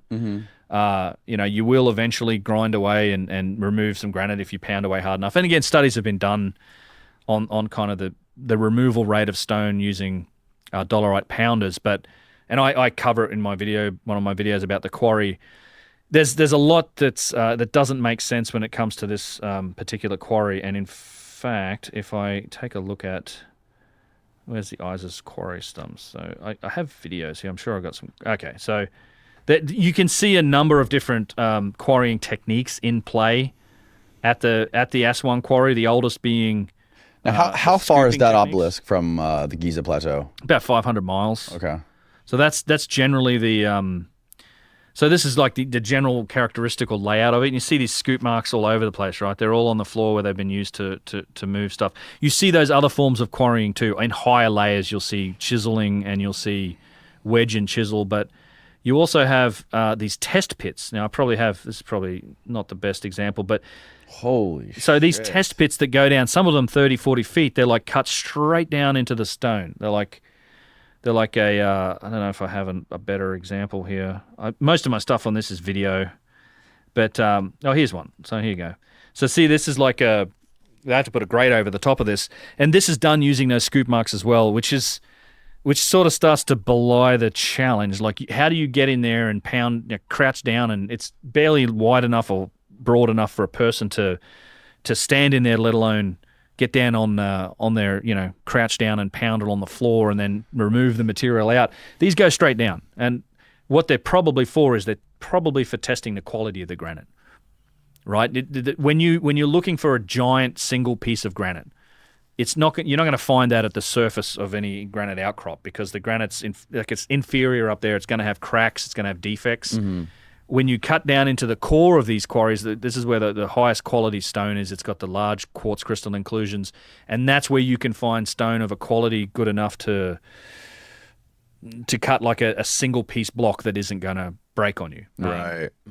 So these test pits would have been dug looking for, like, how deep do we have to go to get these blocks out, which opens up a whole bunch of other problems, because a lot of Egyptologists don't credit the Old Kingdom Egyptians with the ability to quarry granite. It's sort of ridiculous. And you see tons of, this is more of the test pit here. These are really cool. But you can see how it was done. Good God, dude. Yeah, it's the quarry is really, really interesting. Here's some good scoop marks, actually. This is you start to see stuff. So in some areas, there's really interesting particular block. I probably have it here. Do I? Okay, this is probably the best indication of it. So it's tough to see. I don't know if you can see that. Yeah. So there's an unfinished piece that's not the big one, but there's one on the side. And so it's sort of cut out, and it goes in underneath. It goes in underneath the. What's your wildest guess on when this was all done? Oh, so I think some of the stuff is done. Wildest guess is. I mean, I would open up the range from 50,000. I mean, I don't think it's necessarily just before the Younger Dryas Cataclysm, put it that way. Like it's a possibility that the civilization that might have done some of this might have been ended by the Younger Dryas. But I actually think, given the extension of the human timeline, given the possibility that it may not have been just us, it might have been other species of hominids potentially involved. I don't know. I open up that window to like potentially hundreds of thousands of years. What do you mean other species of hominids? Well, Denisovans, Neanderthals, we have a complex genetic history. So ourselves, our species is now out potentially 800, 900,000 years old. That's based on teeth morphology, studies into teeth morphology, studies into like when we split from a common ancestor with the Neanderthals, like our DNA train. From a fossil record, where the oldest human remains are like 300,000 years old, but a couple of recent studies looking at the rates of dental evolution and our DNA put the window much further, like towards 1 million years, but 900,000 years. Mm-hmm. We're also finding that our history is more complex. We have the discovery of the Denisovans or the Denisovans is a fairly recent thing that gets a whole other species of hominid. And there's some evidence of tool use and even sophisticated tool use. There's a jade bracelet that is a Denisovan artifact that has drill holes in it. And the one other thing that I've learned recently that I always thought that like Neanderthals couldn't talk. Like that was, I just thought, our studies and what we found of Neanderthals, the larynx and the structure of their throat meant that they couldn't talk. I think that's recently been reversed. I think now there's evidence that they could in fact talk. And we don't know anything about the Denisovans. We literally have a couple bones that we're working from, like a pinky bone and a couple other pieces, I think. So we don't know if they could talk. And you kind of need speech to organize and for civilization. Yeah. At least we do it verbally. I mean, Graham Hancock might argue that maybe some of their methods of communications might have been some other mechanism. So it just, again, in speculation, I don't rule out when you consider the concept of a lost ancient civilization. I'm not saying aliens, but I think it could certainly have involved other types of humans. We've got all the elongated skulls as well in South America. That's a real interesting phenomena. Graham I've heard him talk about the fact that some of those people that they may have had other faculties that created or achieved some of this stonework. I prefer. What does he say about that? Well, he gets attacked for this endlessly, but he says that it's possible that they achieved some of the things they did through other mental faculties, not just telepathy, but telekinesis and stuff like that. I mean, there's stories that just seem to go along those lines. I prefer to take the technological angle, just given that we have the evidence for some of the tools and powerful tools being used and achievements being made, like these 1,000+ ton statues. I mean, God, I think I was telling you at dinner last night that, there's a quarry in Egypt that had they disconnected that one limestone block, it would have been 5,000 tons. Right. There's stuff up to that scale that seems like they were working on it, and it's crazy that at the Minya quarry. But so I don't rule out the possibility for a lost ancient civilization that it could have involved other species of hominids. Like we're the last humans left, right? There were other humans. We killed off the rest of them. We're the last humans left. Are you aware of the evidence? I'm really fuzzy on this, but there's some sort of evidence that was found that basically says that our DNA or the telomere on our DNA, the telomeres have been like capped, or something happened where there's evidence that like a pre-civilization could have possibly had a lifespan that was like 10 times our lifespan or something. Mm-hmm. Yeah, there's some really interesting. It was like a very stark difference between our DNA and the There DNA is. that was found in, what was it compared to? The DNA in what? I don't forget what it was. Probably in chimps and in chimps, yeah. and other our closest relatives. Well, so there's I'm not 100% familiar with the telomere thing. I've heard that, but I've always been fascinated by the work of guys like Lloyd Pye. Lloyd Pye, that's the guy. That's how I heard about this. Yeah, so Lloyd Pye is interesting. He it's a great lecture online called "Everything You Think You Know Is Wrong." He was probably more well known for being the keeper of the Star Child skull, which is this interesting artifact. But he was genuinely interested also. Star Child skull. Oh, that's a whole other rabbit hole. Okay, right? all right. Let's keep going. Let's not get you off track. It's interesting, but he was interested in human origins and human evolution as well. And he wrote a book called "Everything You Think You Know Is Wrong." And I will say that he does do the whole Anunnaki thing. Like he does go down the route of what's his name, who wrote 10th Planet, Sitchin. Zachariah Sitchin. So this is he sort of follows that. But I mean, I don't think Sitchin is correct, and I'm not really a believer in the Anunnaki stuff. But Oh, really? no, I think Sitchin was kind of pretty comprehensively kind of debunked with how he translated his deliberate mistranslations, and it's a long story with Sitchin. But not to say that you can rule like that possibility isn't ruled out. The work that Lloyd Pye did made it interesting from a perspective of a potential intervention theory, which means that he was sort of hinting at the fact that we might have been genetically engineered as a species. And there's some evidence that, at least from he was looking at the evidence to support that. I think we have. I'm going to get this wrong. we have a different number of chromosomes, right, than other species, than our closest relatives, right. And when you look at the DNA structures, it almost looks like we've been engineered, they've been tied together and kind of engineered that way. There's a few genetic oddities about our species that Lloyd Pye was suggesting might be indications that we've been engineered. So it gets into that in detail. I'm not an expert. It's been a long time since I've read the book. And this flies in the face of evolution, like it does in a lot of ways, but there are sort of other examples. I don't know if it's horses or something like that have a similar like chromosomal difference. Mm-hmm. It's not the only thing he points at. Like we're a weird kind of species with some of the diseases that we have. I mean, he talks about the fact that we're like one of the only species that dies of exposure. Like it's like we're not well engineered for the planet. Right. You ever seen a dog just looks at the sun? Like its eyeballs, they're just looking at the sun. I'm like, don't look at the nuclear explosion. You'll go blind. No, they're fine.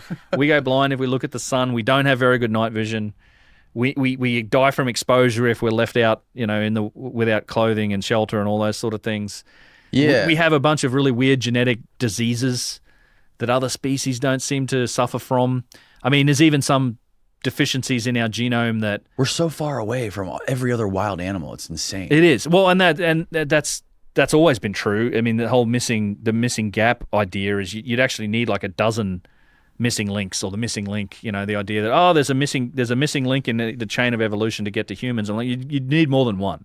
Like to go from our nearest ancestors and Neanderthals to us is a huge jump. I mean, and it's actually, he points out that in a lot of cases that gets obfuscated by the way they lay out skeletons, like by making skeletons of Neanderthals look more humanoid in terms of they space out the neck and they don't show it like it was where they had no neck and their shoulders were kind of much closer to their head. There's huge genetic and evolution gaps between us and our nearest relatives, not in a number of different areas. So he gets into that, and it's an interesting idea. Like I don't know.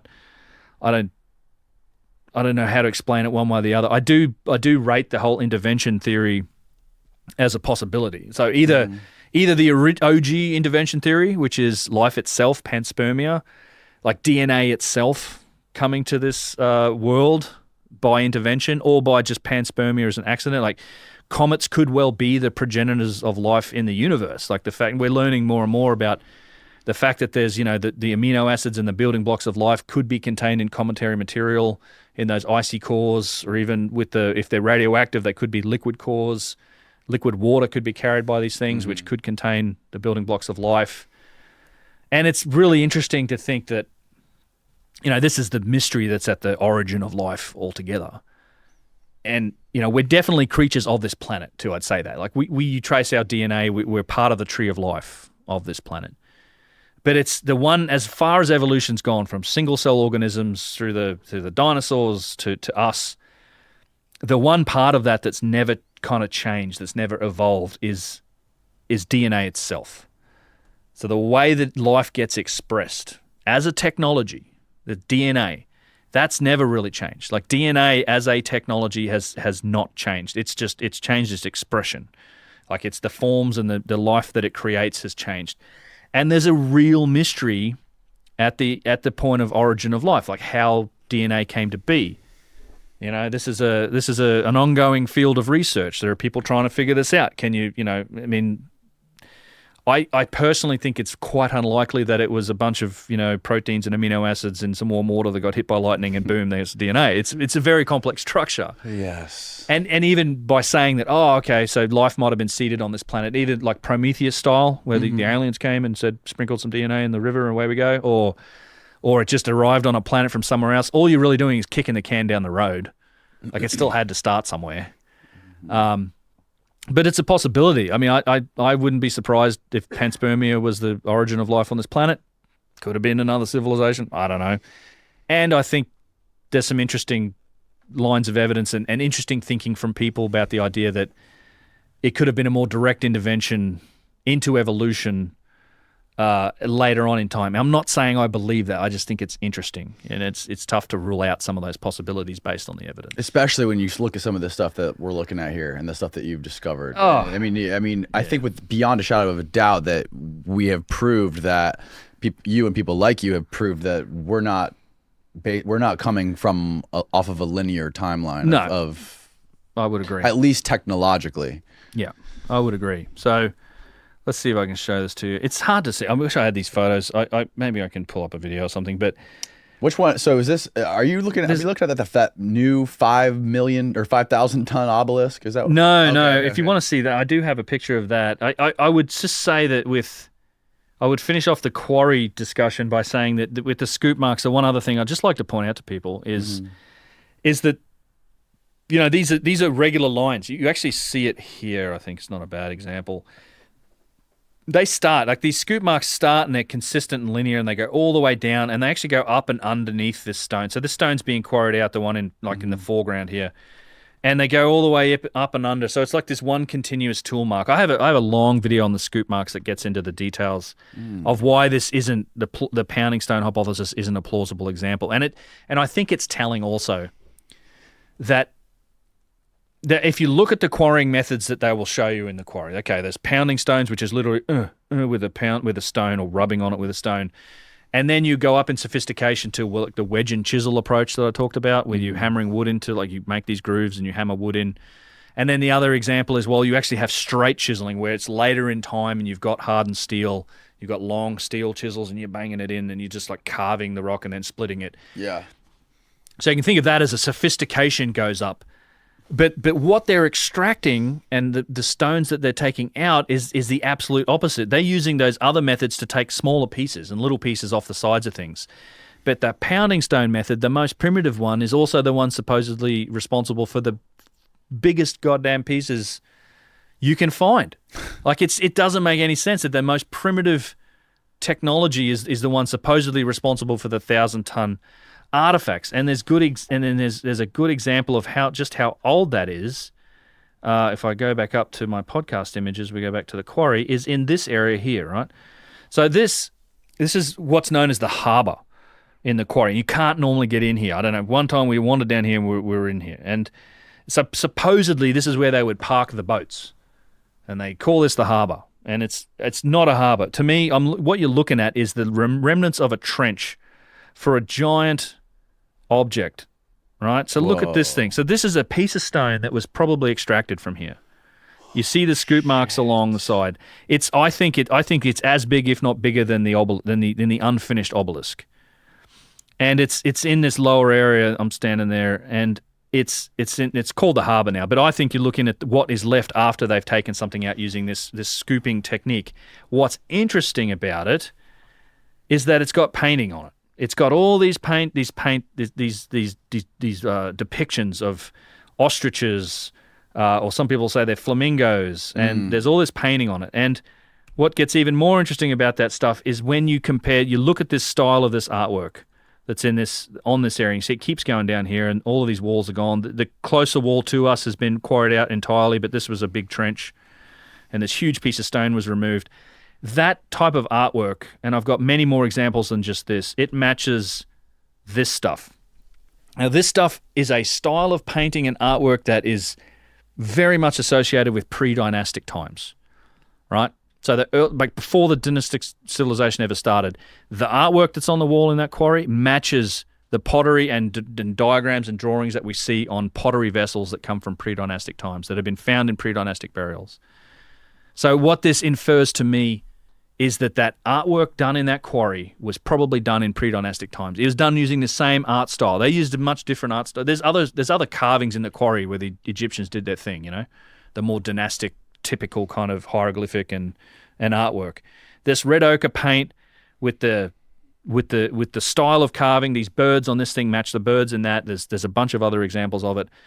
It means that it was done in pre-dynastic times, which also tells you that it was done on the wall that was left after they'd pulled that block out. So you had to have pulled that block out first to even expose that wall, right? And then it gets painted on. So how long ago did they pull that block out of there? And yeah, it's crazy. Good God. So I wanted to finish. I just wanted to make that point about the quarry. Yeah. And I do have a video that dives into that. That giant block that's been extracted there and the connection to that artwork. Let's talk about the vases. There's a lot of new shit going on with the vases that you've been looking at. There is. What we talked a lot about the vases on the first podcast we did, and the incredible symmetry involved in making those vases, and the fact that they're extremely thin. You can shine a light in them and you can see through them. They're so goddamn thin, and they're made out of some of the hardest rocks on Earth. And they still say that these vases were made during those times with chisels and pounding stones and all that stuff, right? Yeah, even after you've come out with some of your videos and some of this stuff, no one's acknowledged it officially. Right. Yeah. I mean, nobody's looked at nobody's really said that. The hypothesis for how they were made, at least in the mainstream, has remained the same, which is, it was people rubbing on them with rocks and banging on them with flint. Stuff like that. So made by hand. And again, to speed run the vases, it's like they go back to well and truly pre-dynastic times. In some cases, there's evidence of them going back to burials as far as 14,500 years ago, right through pre-dynastic times. And then they've been found in times, basically during the Old Kingdom, up to about the 4th and 5th dynasty, most of them. The majority of them were found beneath the Step Pyramid, like 50,000 of them, which is a 3rd dynasty structure. Then they kind of peter out after that. Like there's a few examples of vases that come from later periods, but we identify them as coming from those periods because they have very poorly scratched hieroglyphs on them. So, we talked about that earlier. But these are incredible class and, category of artifacts, like made from all sorts of exotic types of stone. Like you said, we talked about them before. Perfect symmetry, extremely thin. Petrie found one that went down to 1/40th of an inch, which is, I think, the quote that I've got here from him. One of the other things I always like to point out is that they're often found. We talked about imitation earlier. Painting them. This is where you would find them, and they're ascribed to the same person because they're found in the same burial. But you have a hardstone vase here next to a hand-formed pottery vase that is painted to look like granite, and not even this is not a turned vase. This is hand-formed. Right. So a lot of people.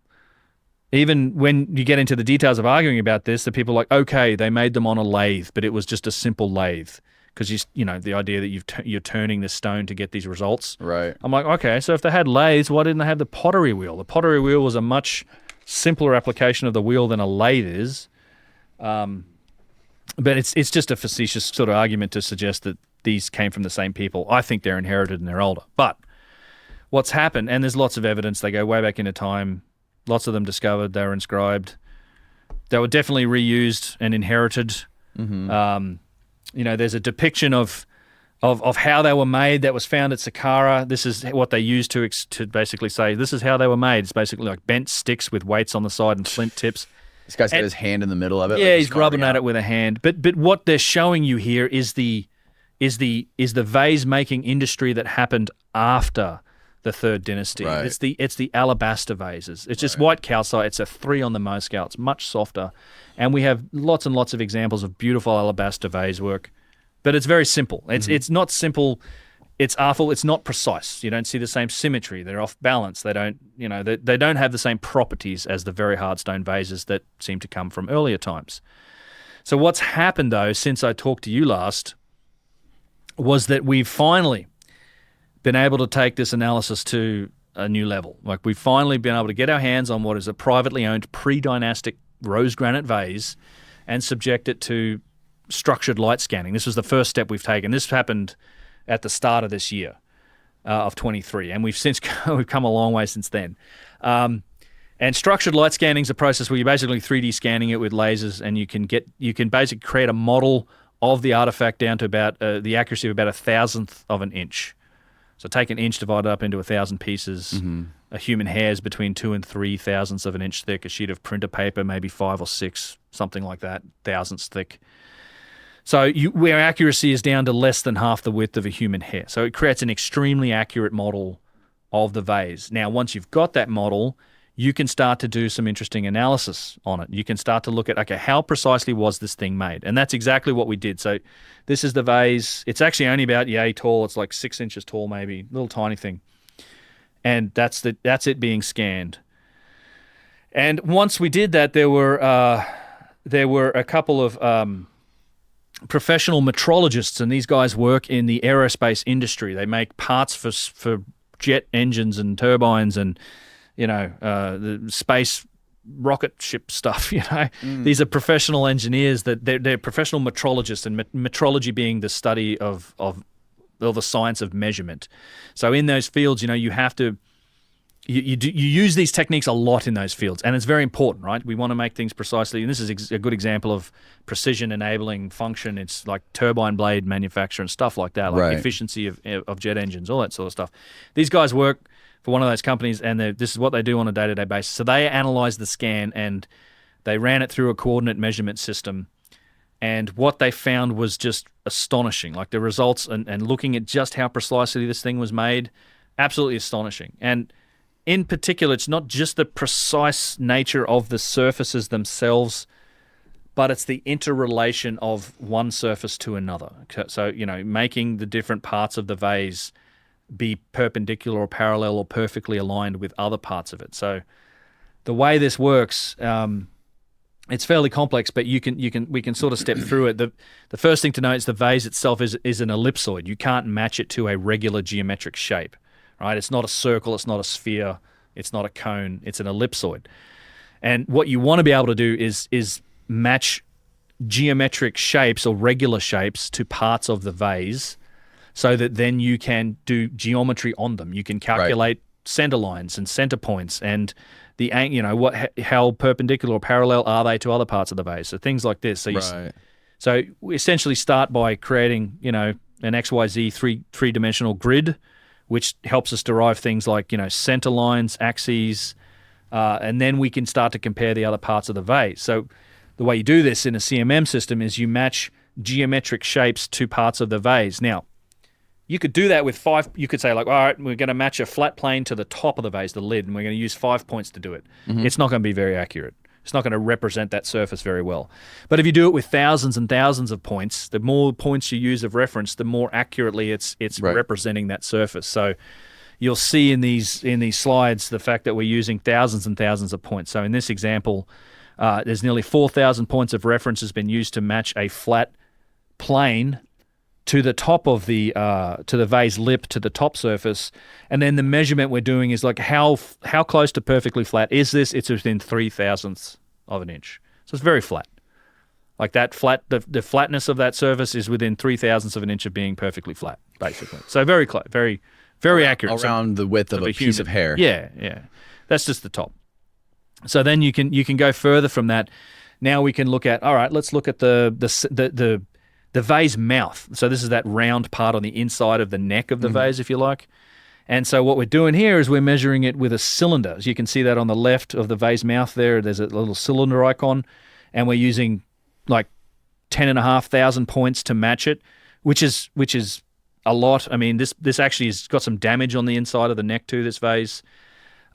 And we can match it looking at the cylindricity. So how perfectly cylindrical is that? It's within 13 thousandths of an inch of being cylindrical. But now that I'll speed up a bit on this, because now that we've got that top surface, you can think of that as like an x-axis. Right. And if you think of a cylinder sitting in the neck of this vase, we can now, because we've matched the cylinder to the surface, we can say, okay, how perpendicular is that cylinder to the top surface that we just managed? And we call that, like, the top surface is control surface A, right? So you can see like the perpendicular measurement, how perpendicular is it to control surface A, and it's within 1/1000th of an inch. 1/1000th. Yes, so it's basically perfectly perpendicular to the top surface.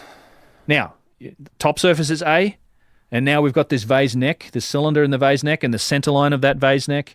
We can call that the axis of the vase, and we can call that control surface B. So now we can measure every other part of the vase relative to the top and the neck, and that's what we do. So we go on to measure, like, all right, you can match a sphere to the lower part of the vase body. And we did that using like nearly 80,000 points of reference, so it's really accurate. And then what you can do is with that sphere, this is worth talking about for a minute. This is the highest number we saw in the whole report. It's 17 thousandths of an inch. So the center point of that sphere is basically within 17 thousandths of an inch from the center line of the vase. So it's like a couple sheets of printer paper basically away from it.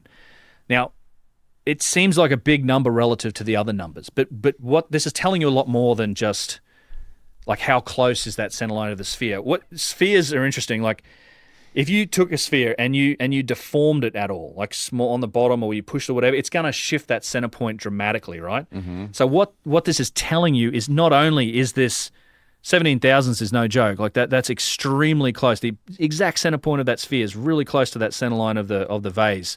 But it's also telling you just how regular that shape is. Because if it wasn't regular, and that part of the vase that matches a sphere, if that was at all deformed, it would shift that center point all over the place. So it's telling you that it's not only is this very close to the center line, extremely close, it's almost perfectly spherical in this section. So it's a section of a sphere, that blue line, right? That's the matching of a sphere. It's very, very regular. It's regular to the point where you couldn't possibly achieve it with hand tools, by hand or by eye. Like, because you imagine you're carving on that. And again, they don't credit the Old Kingdom, or certainly not pre-dynastic times, with the use of the lathe. But even if they had a lathe, and even if you're using like a tool rest and you're trying to do this by hand, you're going to be a million miles away from this result. This is genuinely not achievable by hand. Right. This incredibly regular shape. It's a phenomenal achievement. And even though that's the biggest number you see in this report, this represents something that would require some of the very best machinery we have today to replicate, even in other materials like acrylic or stainless steel or aluminium. And this is in rose granite, which isn't a regular material, right? The hardness changes microscopically as it goes through the material. We get other results with same things. We're matching a cone at this point to the vase bottom, and this is the other end of the vase from the top and the center line, and we're within 5 thousandths of an inch of being perfectly perpendicular with the top. We're within 9 thousandths of an inch of being perfectly parallel with the center line, using 60,000 points of reference. Like, this is, it's infinitesimal. It's so ridiculously well made. It's not fun, is what we're seeing with this, right? Jesus, man. So it gets interesting here even with the lug handles, and this gets into some of the details around how this might have been made, because you can imagine like turning this on a lathe, you can't really do the lug handles, right? Right, exactly. If this thing had lugs on it and you were spinning it this way, you can't, and you're cutting it as it's spinning, you can't really create the lug handles. Yeah. They add those after in modern times. Yeah, you'd have to. Well, these aren't added; they're a part of one piece. They're part of one piece. Exactly. Yeah, so you'd probably have to leave a bull nose and come back with a different procedure to make them. Okay. But we can do things like compare the match a cylinder to the lug handles, compare them to A and B, which we're doing here, and we're within a thousandth of an inch, like 1 3/1000 of an inch. So incredibly accurate relative to these axes of measurement that we're taking. And then we can compare them to each other. We can create we can make one of these called reference surface F, and we can measure the other lug handle relative to it. And again, we're within, 5 or 6, or I think it's 7/1000 of an inch of being perfectly aligned. Parallel with the other lug handle. Not only that, but it's like the tops of them. There's actually a video of us spinning this thing on a surface and having like one of these precision tolerance gauges that measures in the thousandths of an inch, and you sort of zero it out on one lug handle and you spin it around and it just zeroes out on top of the other lug handle. Like they're perfectly the same height on the thing. And that also speaks to the flatness of the bottom, because it's turning relative to the flatness of the bottom of the vase, which we didn't measure, but that's the fact that you're zeroing out this gauge. It's in some of the videos. It's manufacturers and it's hard to explain, and machinists and people that understand these sort of measurements will understand it better, but they'll get it. But it's interesting to think, all right, so assuming you've left a bull nose, right, to create these lug handles. And you have to come back with a different tool, and you've got to carve away that area of the vase body between the lug handles. So what about that part of the vase? Because they can't be made on a lathe. It has to be made with a different process, right? And so we looked at that. We looked at the actual area of the vase between the two handles, and we found the same level of precision. And this is truly remarkable. It's 20,000 points of reference. We looked at we matched a cone to look at how close is the center line to the center line of B, like that center line of the neck of the vase. It's within 0.005 of an inch. This is really remarkable because in today's manufacturing processes, when you change tools or you change the process, it introduces errors. Like this is accounted for in our modern manufacturing processes, things like making turbine blades and stuff like that. We understand that tools and process changes introduces errors, and we don't see that sort of error here. We're not seeing it. So it leads you to one of two conclusions. One, whoever made this was able to handle tool and process changes better than we can, right? So they could deal with changing the process and the tool and just not have the same degree of error that we'd see. Or it wasn't made on a lathe. It was made in a single pass, which means that you're talking about 5 axes of freedom. It's a mill. So think about those CNC mills as computerized mills that can carve like a complex object with one tooltip. It's one of those two things. It has to either be like 3D printing.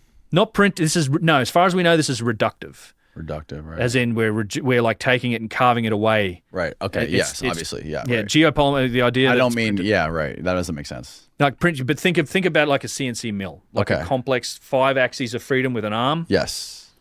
That's computer guided. Like that's one of those two things that comes out of this analysis, and it's the fact that there's no perceivable lack of precision between the vase handles is amazing. So. And this is just the start of the rabbit hole kind of thing. Like it got crazy from here. This was a lot of fun because we made the STL file, like the model, available online, and sort of open sourced it. And there's a cryptographer from Denmark named Mark Kvist who runs this website called unsigned.io. Really interesting guy. I've spoken to him, and he undertook essentially a deep sort of mathematical and geometric analysis of the vase, and he found some just utterly remarkable aspects of it that I think have some extremely startling conclusions. And he kind of started by looking for like, all right, are there geometric patterns that we can see in this vase? So what can we see in it? And so, he kind of started and he found that it actually does encompass some of the sacred geometry that we were talking about with Randall the other day. The things like the circle of life. There's actually 2 circle of life grids that are in here, and you can see them this way. So if you look at the blue circles that measure at point D, that's a grid based on the maximum internal diameter of the vase, and you can also see that grid matches the very top of the vase with the point A. So it's a circle of life grid that matches the internal diameter, it matches the top of the vase. and then you have another circle of life grid that matches that's based on the external maximum diameter of the vase that also matches other points of it. And this is kind of where he started. And he found that it created, not only were these geometric patterns in it, but there's a bunch of these mathematically significant ratios and even algorithms and interrelationships between the shapes in the vase, to the point where you could define it with a single algorithm. And the overall point here is he's proving that this vase was designed. Like, these degrees of interrelationship between these features in the vase aren't accidental. It had to have been designed and then somehow executed in granite with just astonishing precision. So one of the base principles that he found, he's taken the object and he's reverse engineering it. Like, we're looking at it and he's trying to find out what was used, what is the philosophy, mechanism, mathematics behind this vase. And the more you dig, the more you find. So one of the fundamental principles he found in the vase is the use of the radian, or particularly the 1 radian angle. So this is a little diagram showing you what a radian is. Mm-hmm. It's a simple way to express any angle, right? You take the radius of a circle, you apply it to the circumference of a circle. The angle that it forms when you draw lines to it on the inside is 1 radian. So if there's a 2, you can measure. You could call something a 2 radian angle. Half a circle is pi radians, or 3.14, etc. radians. Right. And there are 2 pi radians inside of a circle. So it's like just an elegant way to describe any angle. Mm-hmm. And you can see the use of the 1 radian angle expressed here. So the 1 radian angle kind of defines the curvature and the angle of the top of the vase. It based on that circle of life grid center point, you can see the 1 radian angles kind of defining the placement of the handles. There's a number of different uses of the 1 radian angle. And from that, he discovered something else. He discovered that not only are there radians in this thing, but the radian is the basis for an algorithm that can be used to describe all of the curvatures used in a vase. Now, this gets a little. You don't have to understand the maths to understand the significance of this. The most widely used shape in the vase is the circle. Like, sections of circles are used to describe the curves on the vase, the little tiny curves on the insides of corners and stuff like that. Now, the radius of these circles, so the size of these circles, is very tightly interrelated with each other. And it's only these radiuses. Like, there's none of the size of these circles are accidental. They're all tightly related to each other, and they can be expressed with a single elegant equation that Mark was calling the radial traversal pattern. And that's the equation right there. But what this is telling you is that if there were circles or curves of a different radius, there's none of it. There's nothing here that doesn't fit this pattern. So it's only the circles of this size that fit this pattern. It's based on it's uses radians, but it fits this radial traversal pattern, right? So you can see it's up to there's 14 different or 12 or 14 different circle radiuses radii that are used. They're all related to each other. They're connected to each other through this algorithm. There's that 432. 432 is here as well. Yeah, and so this is the point to take home is that this isn't accidental. You might be able to find 1 or 2 degrees of mathematical interrelationship in an object by accident, but to find 12 tightly coupled degrees of mathematical interrelationship in an object like this is not accidental. Mark actually said in the article, it'd be more likely for you to wake up one morning and have an entire new universe, like quantum universe, sprouting out of your left nostril than it would be for this to be an accident. It's not accidental. It was designed. And in order to prove this, he went ahead and said, well, you know what? Let's make a model. We're going to go into CAD. We're going to build this vase using just this algorithm, using these circles with this algorithm, make it perfect. And then I'm going to compare the vase model to the CAD model that's built using just the math.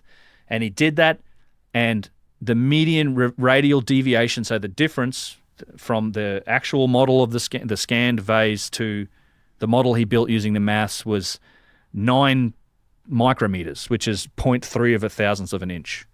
Like, that's the average deviation. 0.3 of a thousandth. So like it's 3 10,000ths of an inch. Which is at that point, we're talking about degrees where we don't know if it's an imperfection in the scan, Right. or even in the vase. You can't tell. Yes. You're at the limit of resolution at this what we point. can measure. Yeah. So you got to also remember here that some of these circles we're talking about, they range from about 42 millimeters in size down to 1.1 millimeter at the small end. So you have arcs of circles that fit this pattern that are 1.1 millimeters in radius, which is kind of crazy, right? Very small.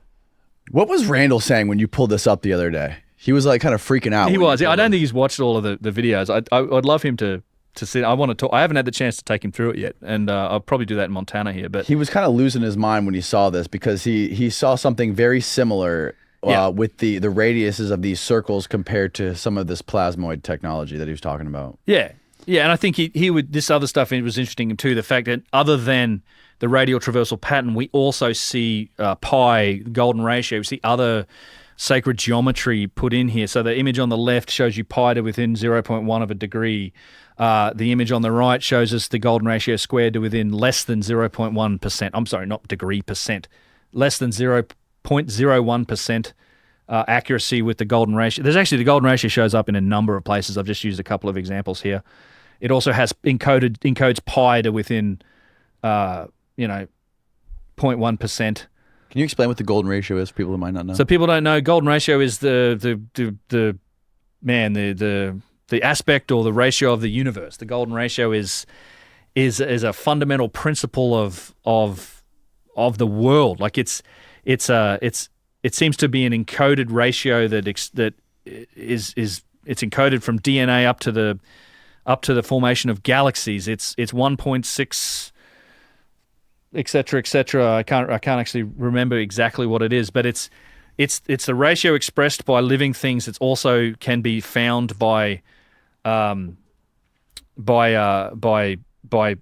basic geometry. We went through it with the Randall Carlson podcast about how to define the ratio, but it can be expressed in the human body in terms of how it grows from the length of your hand down to the gap in the gap in your wrist here, and that's one part of the ratio. The other parts of it is down to here. It's the ratio is a line that is dissected, where the ratio of the small to the large is exactly the same as the large to the whole, right? So it's hard to think about, but it's like take a line, the point where you dissect it, where the ratio of size is of the small piece where you've dissected it, the ratio of that to the larger piece is exactly the same as the ratio of the larger piece to the whole. So it's like Got it. A and B, B to A is to A plus B. That's the equation for it. Right. And it's expressed in life, right? Everything that grows, organic material, the human body, conch shells is the famous one. It's the Fibonacci sequence is attached to this. It's, you take a cross-section of a DNA molecule, you find the golden ratio. It's in the spiral helix of the DNA molecule. It's in the structure of galaxies. It seems to be a fundamental constant of the universe. And that's why I think the fact that it gets expressed in these artifacts, and in fact, this sort of geometry, even radians themselves, they're showing us, the builders of this are showing us that there's a language behind this. They're showing us their capabilities. This vase to me, represents something of almost like a time capsule. It's like something that's sent through time to us that is expressing the degree of knowledge and understanding that its creators had of the universe and of their system, even their system of mathematics. I have a slide on this later, but there was I want to finish talking about the vase because there's some interesting implications about the maths that we've been going through. I'm not doing it just for the sake of maths, but come back to that time capsule idea in a minute. But so when you think about the design of the vase and how it's been made very precisely in rose granite, and there's a mathematical design that's behind it, right? We get to a point where we're like, all right, so the precision, the complexity, the depth of interrelation between the features really rules out random chance. This artifact was 100% designed. And it's like, okay, so how could you design this? Can you design it on paper? Remember that there are circles that have a radius of 1 millimeter, basically. Imagine if you were trying to draw that at scale. I'd challenge anyone, try and draw a circle with a compass that's got a radius of 1 millimeter and see how you go. And then be able to execute that down to the thousandths of an inch. Remember, it's made extremely precisely. You might be able to draw it out on a piece of paper that's as big as the room, but then you still have to scale it down somehow. It's got to find its way to an output somehow. You've got to be able to carve this thing in granite somehow. I think the best way, and Mark proved that the best way to design this is mathematically. Right? It's designed with the maths. We can express it with an equation. Once you've got that equation, you've got that mathematical design, you have to then do the same thing. You've got to get it to output somehow. So how do you take it from a design to an output and into an output of a system that is extremely accurate? Like this, just be able to make something like this in rose granite would require some of our very best precision lathes or precision mills, and you're talking about extremely sturdy and firm bearings and rods and turn screws, and it's a whole lot of capability in this, right? It's been made with astonishing precision, and the fact that we know that because of the area between the vase handles, right? It's extremely precise. Like they didn't lose positional calibration when they changed tools to make the vase handle, or it was made on a 5-axis mill in a single pass. And this is kind of where that evidence and logic all leads. And I like to use this. I like to quote directly from Mark's article where he wrote about this. And this is what he said, quoting Mark: "As far as we know, no human beings, trained animals, or naturally occurring phenomena, modern or ancient, take mathematical formulae and equations as input and produce lathe operating motions as outputs. For all the knowledge and insights we've accumulated over the ages, we know of exactly one and only one category of things capable of such behavior. The kind of thing that we refer to as a Turing machine, a device capable of taking input, holding state, performing operations on held states according to predetermined principles, and producing output." Now, you can make Turing machines mechanically, pneumatically, electronically, hydraulically, but we call this class of device a computer. And no plausible way of representing, operating on, or manufacturing the design of this artifact exists without having access to one such. He's saying that you cannot have made this without the use of a Turing machine, aka a computer. Be able to take that design and produce the output to get the result that we see in this. It's a very interesting statement. That's a mind fuck. That's what we like to call a mind fuck. Yeah, and it did fuck with the mind of one of these engineers that did the original analysis of it. Remember we talked about the metrology at the start, one of these aerospace engineer guys? Yes. So Mark does this. And this guy's name's Nick, and he called me up. He's like, Mark puts out his article, and it took me, you got to read this article a few times and figure out the math and trying to really digest it and see what it means. And for me, this is validation. I'm like, this is magic. This is confirming some of the things that I've long suspected, and I've held this particular worldview for a while that, all right, there was technology in the past. Nick, he was amazed by the metrology. He was like, this thing's incredibly precise, scratching his head, didn't know. But it wasn't until he really sort of chewed on Mark's article, he's like, he calls me up one day and he's like, dude, I have to talk to you about this. This thing it's keeping me up at night. It's like I wake up in a fucking sweat thinking about this vase because you could tell it had kind of shattered his worldview. It had like changed his like, I can't explain this or rationalize it without this type of technology. What the hell was going on in the past? And he said something to me that I was like, I put into a slide here, which I thought was really interesting. Some of the things that I've said, that I think this artifact is much more than just a simple vase, right? It's encoding sacred geometry, which is the very fabric of a universe. And I think it's telling us a tale of the creator's capabilities, their elegance, their knowledge systems, right? Even their mathematical systems, like they might have a base radian system rather than a base 10 like we use, which is an elegant mathematical system. But what Nick said to me is like, you know what this reminds me of? He said it reminds me of the golden records that are on the Voyager space probes, right? So when these space probes went out in the 1970s, they had these golden records on them. And it wasn't like we wrote this information on there. We used mathematical principles, geometric principles. We even used the radioactive decay of I think, uranium atoms to provide a launch clock. We gave them all these clues based on different principles and maths on these vases to try and convey information about our species, about who we were, about what we knew. And we sent the goddamn things out into space. I think this vase, it seems to be something like that, but instead of going through space, it's been sent through time.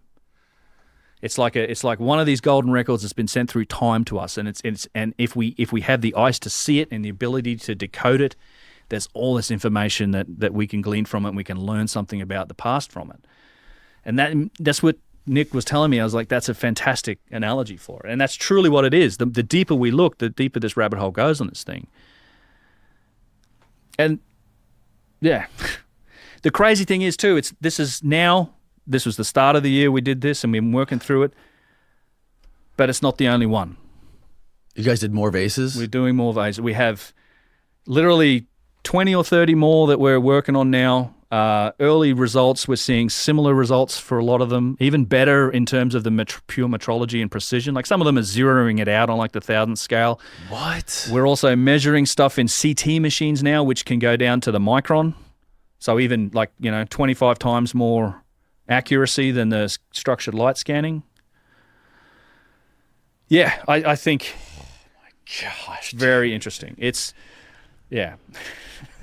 So this dude you were hanging out with the other day, he has like a ton of these vases. Do you have that? Can you show that picture? Yeah. Of you with all these vases? Yeah, sure. Is that the first time you put your hands on one of them? It's the first time that I've here's me holding one here. This one actually is translucent. You can see through. Oh yeah, it gets the light right through it. But this is the collection that some of his that we're working on. I've been extremely fortunate, and I do want to. I'm not going to name names, but I'm very grateful to people that have been inspired by this vase work, and they have the means and the ability to go out and collect these things like this, because these are artifacts that can be bought on the antiquities market, and they cost a bomb. Obviously, I can't do it. But I'm extremely grateful. Well, some of them, you up to like $70,000, $80,000, $100,000. The more provenance, the better usually. Some of them as low as like a few $1,000s, but mostly the good ones. You're talking 5 figures, if not 6. And I'm very grateful too that they're willing to have them looked at and analyzed. Of course, the goal is to get into the museums and to look at some of those artifacts that are in there. We're working on creating a standardized process that we can then propose to museums, and we have some very good interactions happening, and we're very hopeful that in the very near future we'll be able to get into some museums that do allow this type of research. They're willing to work with us. Petrie Museum being one of them. They've got a number of artifacts that would totally fit within this. I think this technology and this technique is not. We don't just have to use it on vases. I'd love to see it done. We want to scan those drill cores that we looked at earlier and really define that spiral groove. We want to be able to. I'd love to see this used on boxes and statues and be able to really do complex geometric modeling and analysis for those things. So I think we're just on the tip of the iceberg when it comes to learning more about the statues of the Luxor, for example. Those things were analyzed similar, not obviously under those techniques, but Chris Dunn pointed out that those statues of the Luxor were perfectly symmetrical. Yeah, perfectly symmetrical. Yeah, and and the way we've done that is with photographic and photogrammetry. But I even the smallest, like the sort of relatively small statues, 6-foot statues, I think we could scan down to this level of precision, and we can define just how precise they are, how regular the curves are. I think there's tremendous things we can learn with this technology, and I think that's exactly what I think we should be doing. Because who knows what it'll turn out. I just think we should be following the evidence wherever it leads, no matter how much it kind of upsets the apple cart in terms of the established story of history. So, yeah, it's really interesting stuff, and this has been a huge project this year. And for people that are waiting for more vase file STLs, they're coming. The analysis takes time. Like, this stuff doesn't happen overnight. So, the process is ongoing. I know there's some interest in writing a paper